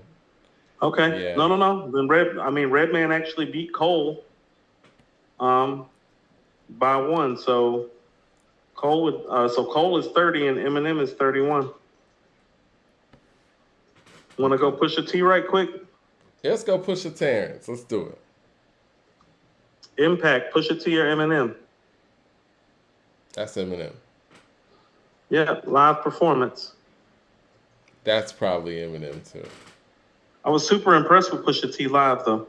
Yeah. I bet. But I'm thinking Up in Smoke tour, Chainsaw. Right, no. I know what you're talking about. Lyrics. I tell you Pusha T. That's Pusha T. Yeah. Storytelling. That's M actually. Classic albums. That's actually, even though I favor Daytona over anything that M's made, I think that the public would say that's M. How so when you've got those Clips albums? Oh, yeah. Like Hell Hath No Fury. Yeah. I'm sorry. I'm just thinking Pusha isolated. Yeah, that's Pusha. That's Pusha. Because Pusha's got the classic group work and the classic solo stuff. And the mixtapes and stuff, yeah. And the mixtape. Look, the classic group mixtape stuff and the classic solo mixtape stuff. Yeah. No, you're right. I tried to give Eminem one, y'all. I tried. Now, classic songs, I might go Eminem on that. Eminem got a grinding? I would like to challenge Eminem. Lose Yourself's way bigger than grinding. I would like to challenge an Eminem fan to a versus with Pusha T. Putting that out. It'd be fascinating. But no, songs is actually M. Longevity of albums, I tell you, that's Pusha T. Because grinding is holding up from, something that they did in 2001 or whatever. Longevity of songs, well, I think that kind of speaks to that Pusha. too. Classic collaborations. Pusha. That's Pusha. Yeah, the longevity is pushed too. Yep. Voice. Pusha. He's jumping over M. Push them to the back. Yep. So Pusha and Cole. Impact. Cole. Yeah. Live performance. Cole. Yeah. Lyrics. Fascinating. I think Push. As a pure in the same way you said Redman over Cole, I say Push. I would tell you that too, but he's got him on the storytelling too. Yeah. Classic albums, I think that's Push. Mm-hmm. Classic songs, I think that's Cole.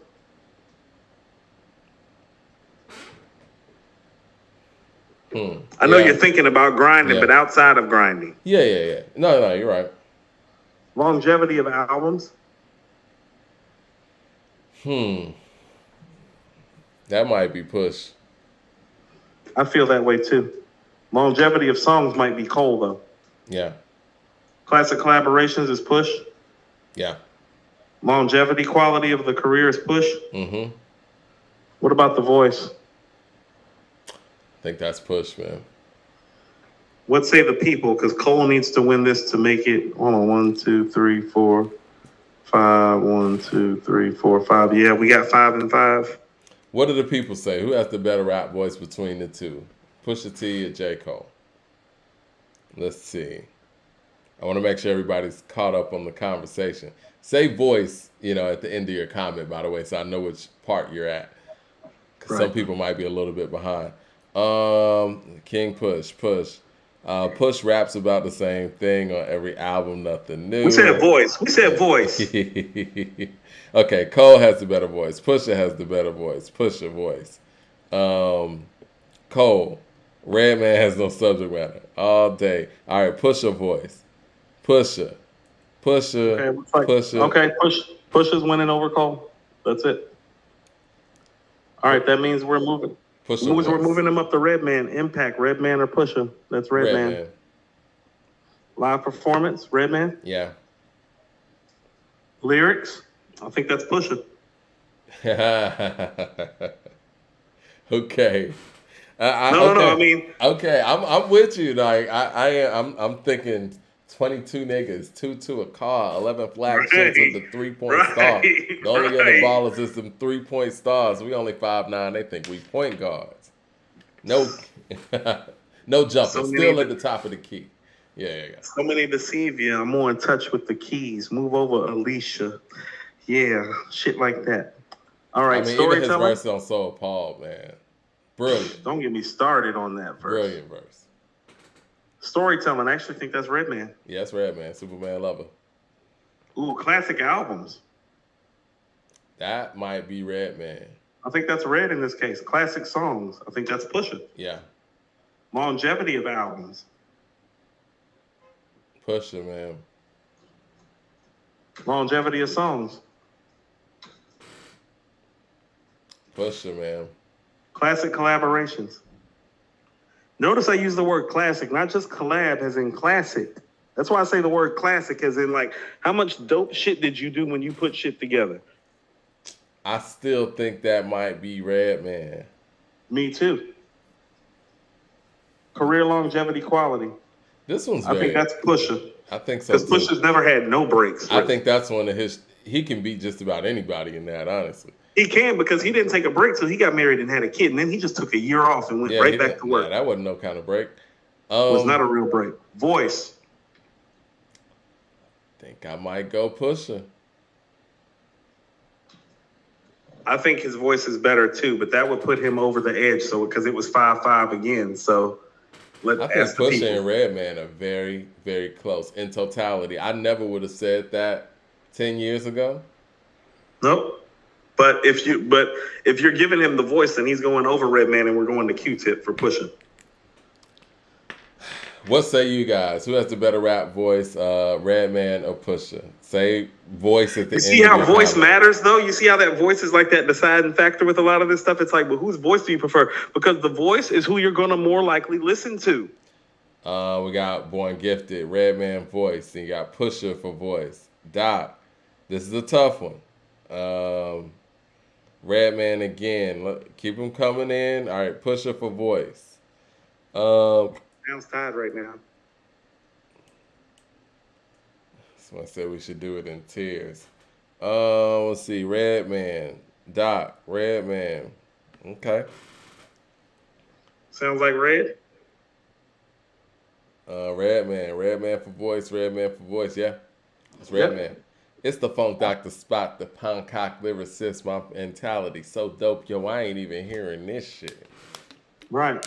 So Pusha T is now at 30. Cole is at 31. M is at 32. Do you want to try to do Slick Rick and Big Boy before we get out of here? Yes. Let's try to do Slick Rick at least. Michael Williams with the super chat says, I know most people's issue with 444 is the production, but we need to talk about how the writing and lyricism is better than Damn, album of the year for 2017. So, hey, and I want to tell people this too, and this is what I mean about going back through. It's like, no. Once we have like the 50 done, we're going to like start with whoever's number one and work them back through the list to make sure it's solid. Like, don't you think that's fair? It's like whoever's at 50, if we have Nas at number one, we're taking Nas down to 51, and it's like, okay, let's see how accurate we are and let's see where it falls. Yeah, I think that's fair, man. Because to be honest with you, I'm not worried about Nas till you get the Big Year Tupac. No, not real. Yeah. Okay, Slick Rick. All right, Slick. Look, hold on. The Great Adventures. This is Slick Rick versus Eminem. Impact. Slick Rick, man. Live performance. That's maybe M. No, that's Slick Rick. You think that's Slick? Think about that's Slick Rick. That's not even. Yeah. Lyrics. I'm going Slick Rick. So my storytelling, Mike. Storytelling. Man, come on, man. Storytelling, no, man, come on. Right. Classic albums. I'll give M the albums because Slick's only got one. That one is leaps and bounds better than all his shit. No. That one is better than Eminem's 3, but you know what I'm saying, or 2 and a possible. But Mike, it says albums. Yeah. We can't classic songs. That's Slick. That's Slick Rick. Mike, when it gets to 6, I'm gonna stop. Because I realize this might be the first one that's not close because most of them been coming down to the wire. Longevity of albums. Well, I think that's Slick Rick because The Greatest Adventures of Slick Rick is held up, and it came out when we were fucking babies. Yeah. So that's already over, Mike. That was 6-1. The first 7 categories, Slick won 6 of them versus M. So we're going to Cole. I'm not even going to do the rest because it's already over. You feel me? Yeah, I feel you. Just for the sake of saving time. Even if M wins the rest of them, it's still 6-5. Yeah. So Impact, J. Cole or Slick Rick? Slick Rick. Live performance. I think that's Slick Rick. Yeah. Lyrics. Slick Rick's such an incredible lyricist, man. Right. I don't think J. Cole's a better lyricist. I was than just Slick Rick listening. either. I was listening to Jermaine. He's Dupri. nice. I was listening to Jermaine Dupri's song Fresh. That nigga was killing. And when I was growing up, because like I said, I didn't grow up in the 80s. When I would hear Slick Rick in the 90s, I'd be like, yo, man, he's my favorite rapper from the 80s because he was killing it. Mike, I told you, he's rapping back and forth with Raekwon on Frozen. That's prime Ray. Yeah. He's rapping back and forth like it's nothing. And he's talking, even this so-so beat, I make monstrous. What he was like on, ladies and gents, let the teachers start. I am the greatest rapper, walk, talk, eat shit, fart.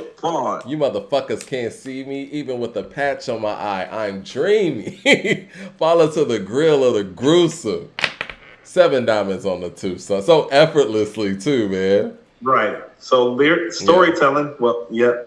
I mean, how about this? Him and storytelling is like until we get the Scarface and Nas and Ghostface and Big, it's not even conversational. Right. It's not even conversational with the rest of these guys. Nah. Classic albums.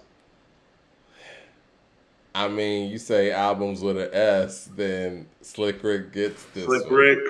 Classic songs, Slick Rick. Yeah. 1, 2, 3, 4, 5. No, Cole's out. Cole's done. Okay. We ain't about to do that, Mike, because he's going to have to get the voice. Yeah. Right. This is why Slick Rick's so important. Slick Rick about to jump up high. Not a lot of people are going to beat him in impact, voice, or storytelling. He already got so he's those winning 3 3 of the 11. Right. Yeah. That's what I mean, sir. It's kind of how like Kane and G Rapids like started floating up. Yeah. Slick Rick is fundamentally sound. So Slick Rick versus Pusha T. Impact. Yes, Slick Rick. Live performance. I mean, that's probably Slick Rick too. Yep. Lyrics. I might give lyrics Pusha over that one.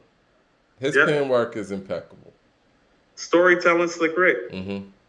Classic albums, is that Pusha T? Yeah. Because he's got Hell Hath No Fury and Daytona, right? Yeah. Mm-hmm. Right. Songs, Slick Rick. Longevity of albums, Slick Rick. Songs, Slick Rick. Talking about the longevity of songs. He made Lottie Dottie and the show in like what, 85, 86? Yeah. So on 1, 2, 3, 4, 5, 6. No, Pusha done, Mike. Push out. Yeah, it's not a lot of people that are up there that's gonna beat Slick Rick. No. Let's just run it through. I think we probably gonna end up being done with Slick Rick because I think Slick about to jump some people, and we're gonna have to get out of here after he get done jumping them. Yeah. Redman, Impact, Slick Rick. Mike, live performance. Now, that's Is that a good Redman? one. That might be Redman. Yeah. I think that's Redman. Yeah. Lyrics. Redman. I think it might be a tie. Yeah. Redman. We'll give it to Redman. Look, we'll give it to Redman because I feel like he needs the help. Storytelling. That's Slick Rick. Right. Classic albums. Is that Redman? That's Red. Red's the one that's giving them some runs. Songs is Slick Rick. Longevity of albums, Slick Rick. Longevity of songs, Slick Rick. Yep. Ooh, classic collaborations. Think about it. Yeah. I mean, off the top of my head, I would say Redman. The show and Lottie Dottie are collaborations with Dougie Fresh. Yeah. And then you think about the Outkast shit, the Nas shit, the Raekwon shit, the Sitting in My Car with Jermaine Dupri. Yeah. Yeah, I mean, I think that might be a tie, Mike. Actually, Fresh, and then you got I was gonna say We Will Rob You on Only Built for Cuban Links too. Ooh, he's on West Side Gun shit. Yeah, he is. Is it Slick? I would give that the a tie. Meth and Red shit. It's a tie. Yeah, I'm going tie on that. Career longevity quality. Well, that's Slick Rick. Mike, 1, 2, 3, 4, 5. That's the 6 right there. Okay. At least Redman made it to, like, Redman was about to lose the voice battle anyway, so. yeah. Like, he didn't, like, very few people have a better rap voice than Slick Rick. Okay, Mike, he's all the way up to Q-Tip. My guy Impact. Q-Tip's in trouble. Impact. Slick Rick. He impacted Q-Tip. I mean, Right, live performance. I might go with Q-Tip on that.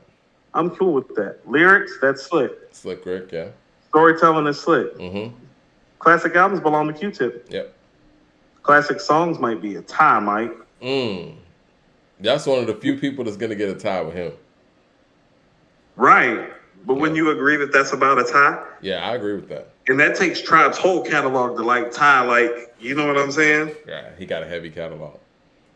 Right. Longevity of albums, I tell you, might be a tie again. I think that's Q-Tip Is that because of Q-Tip? the multiple albums. No. I'm with you. I'm cool with Q-Tip on that. I think the songs still might lean towards Slick, or is that a tie? That could be. I think a the tie. song still might be Slick because here's the thing. Is Award Tour or Benita Applebum Children's Story? But they got multiple, man.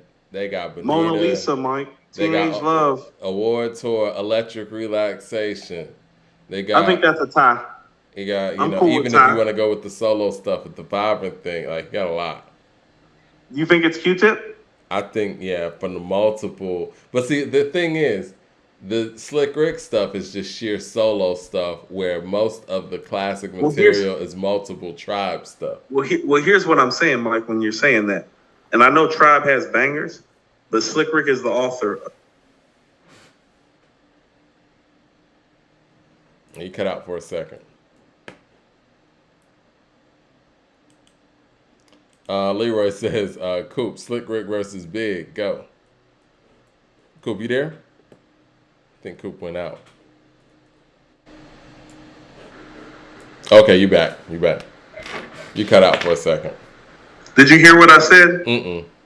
Say that again. I said, I hear what you're saying, but understand Slick Rick is the author of Lottie Dottie, The Show, Children's Story, Mona Lisa, Hey Young World, and Teenage Love, Mike. That's 6, maybe top 50 songs right there. Are you You're sure right. Tribe has them beat on the classic song? Because this guy is one of the few guys, and in terms of classic songs, You're right. like he has almost everybody except for like Rakim, LL, Big. Like he's got everybody except for like your top 10 guys. So I actually don't agree with that because your best 6 Tribe songs are Bonita, Award Tour, Electric Relaxation.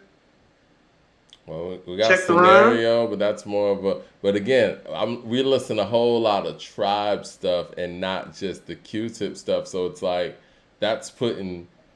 Well, he that's doesn't, what- Mike. I mean, outside of Vibrant Thing, I don't think he has anything that's considered to Well, be I'll classic. give that to Slick then. I got to be consistent. I don't want to sit there and just, Like Slick. Like think about it. It's not. We gave them the tie for classic songs, but we're talking about the longevity of the songs. Oh yeah, you're right. No, that's Slick. Right, classic. That's why I was like, I had it at a tie for the songs, but the longevity is Slick. Yeah, Because the show and Lottie Dottie's still getting fucking sampled. you're right. Classic collaborations. I think that's Slick Rick. Me too. I think the longevity belongs to Q-Tip though. Okay. So hold on, 1, 2, 3, Leroy with the super chat 4, says, 5. and Mike, Oh, Mike. it comes down to voice, huh? It does, because it's tied. It comes down to voice. 2 great rap Wow. voices. I 2 still, of the best voices ever. yeah, it is. I got Slick Rick on it, and Q-Tip is my I guy. have to take Slick Rick too, Mike, as much as I love Q-Tip. Q-Tip is my guy. Leroy Green with the super chat says, and Mike, get your man Big Gipp. He has lost his mind. You must have missed the earlier part of the show, Leroy. Right. Shout out, Leroy. What up, fam? What up? Okay, so Slick Rick is up to Cool G Rap. This is about to be fun. Slick Rick and Cool G Rap. Let's do it. Impact. I still think that's Slick Rick, even though it's G Rap. I do think He still it's got more kids than G Rap because G Rap's kids are hybrids. Nas, Big, J. Those are hybrids. You're right. Right. Slick is part of the hybrid of those kids. He is. But he's got guys like Q-Tip too. Yep. Like he's inspired the gangsters and like the native tongue guys. Like he's got them both. Yep. Like they're all down his tree. Anywhere from Ghostface, Snoop to Q-Tip. Right. Ghost, Snoop, Andre Nas, 3000. Jay, Big, Andre. Right. He has the largest tree. Like he's got the most kids. He does. Slick's got the most kids because everybody's got some of their shit from Slick. All your favorite rappers. I agree. I think him and Chuck D have a lot of kids. Yes. Yeah. I think Chuck D's kids are more prominent because their names are Tupac and Ice Cube and Scarface. Right. You know, in terms of the rhetoric, Yeah. the message. Live performance, that's Slick. Yeah. Lyrics, that's Cool G Rap. Yep. Storytelling. And Cool G Rap deserves to be mentioned with Slick, but he's not. Yeah, that's Slick. Classic albums. This is fascinating because I think Cool G Rap has more classic I material think in Cool terms G of album. Rap. I think, to be fair, that's Cool G Rap. Me too. Songs is Slick Rick though. Yep. Longevity of albums is Slick Rick too. It is. Longevity of songs. Slick Rick. 1, 2, 3, 4, 5. He's Cool G Rap's done. Okay. I told you Slick Rick about to jump up high on this list. We're gonna stop right here after Cool G Rap because I got a feeling he's gonna jump for a minute and then we're gonna get out of here. Mike, we're at Kendrick and Slick Rick. This is what the people want to see, right? Let's do it. Mike, Impact. Slick Rick. Are you sure? Yeah. Okay, I'm just making sure you're sure. Is that a Live question? performance. Kendrick. I'm cool with that. Lyrics. Kendrick. Cool with that. Storytelling. Slick Rick. Kendrick deserves some discussion, but it's still Slick in my opinion too. Yeah. Classic albums. Kendrick. Classic songs. Slick Rick. They're going back and forth. This is great. Longevity of albums. Slick Rick. I think that's Kendrick. You think so, Kendrick? I do. Why you say Kendrick? Longevity of albums. Because of To the Pimp a multiple? Butterfly, people are talking about To Pimp a Butterfly like It Takes a Nation to Millions still like 8-9 years later. Okay. It's been that long, hasn't it? When was that, 2015? Yeah. It's been 8 years. Niggas still speaking about it like it's the Holy Grail or some shit, even though don't nobody play it. At least we had like think about it. The Greatest Adventures of Slick Rick, for as greatest and timeless that it is, it's like, do people talk about it the way they talk about To Pimp a Butterfly? That's fair. Okay. And Good Longevity of Kid, songs Mad belong to City. Slick Rick. And he got Good Kid, Mad City too. That people still talk Yeah. about. Longevity of songs is Slick Rick. Yeah. Classic collaboration, Slick Rick. Yep.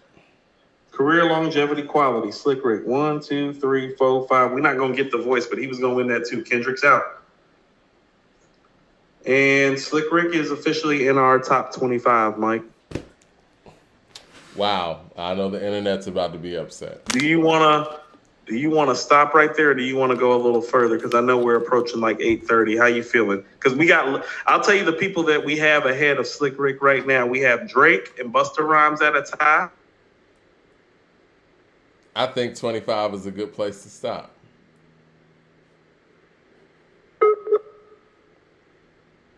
He's not 25. Hmm? Can you hear me?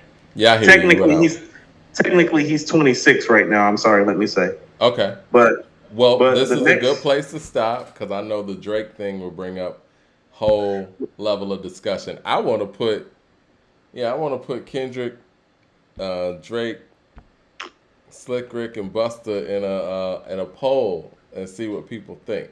I think we should put he that just on jumped Twitter. over Kendrick, and it did take some work because it took us to get to the second to last criteria. But we got Lil Kim, Drake, Busta Rhymes, DMX, Kane, and Jadakiss up next for Slick Rick.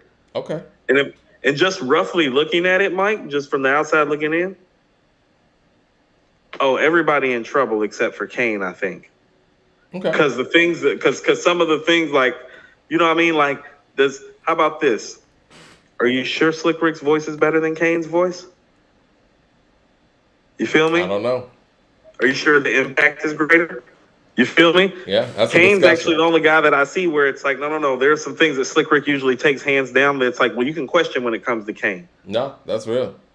Yeah. All right, Leroy Green with the super chat, and then we're going to get up out of here. He says, I missed the beginning, but how Gipp act like he didn't see Jay drop volume 1, 2, 3 in the Dynasty Blueprint before Beyonce and have his own tour. Pac never did. I will give you that, though. I don't like them putting Beyonce's career with Jay's career because I think that when they got together, he was the more accomplished artist. He was the star. He was already who he was at that point. But to say something real quick, Jay normally doesn't tour by himself, per se. He normally teams up with tours, and ain't nothing wrong with that. It's just, that's just the reality. But maybe Big Gipp wasn't impressed by those albums you mentioned, Leroy. Maybe he wasn't impressed. And also, too, and this is what we're going to do for, like, people who are fans of certain people when we get done, like, creating our 50 that feel like people aren't properly rated, like an Eminem or a Kendrick, like, we'll immediately put them up in the top 5, like, against top 5 so that, like, you'll see, so that you're not, like, going to question the credibility of how we're putting it together. All right. Well, everybody have a great weekend, great show, great discussion. Oh, hold on, Mike, one thing. Uh-huh. Going to Madison Square Garden next Friday to see Nas. Boom. Holla at your boy.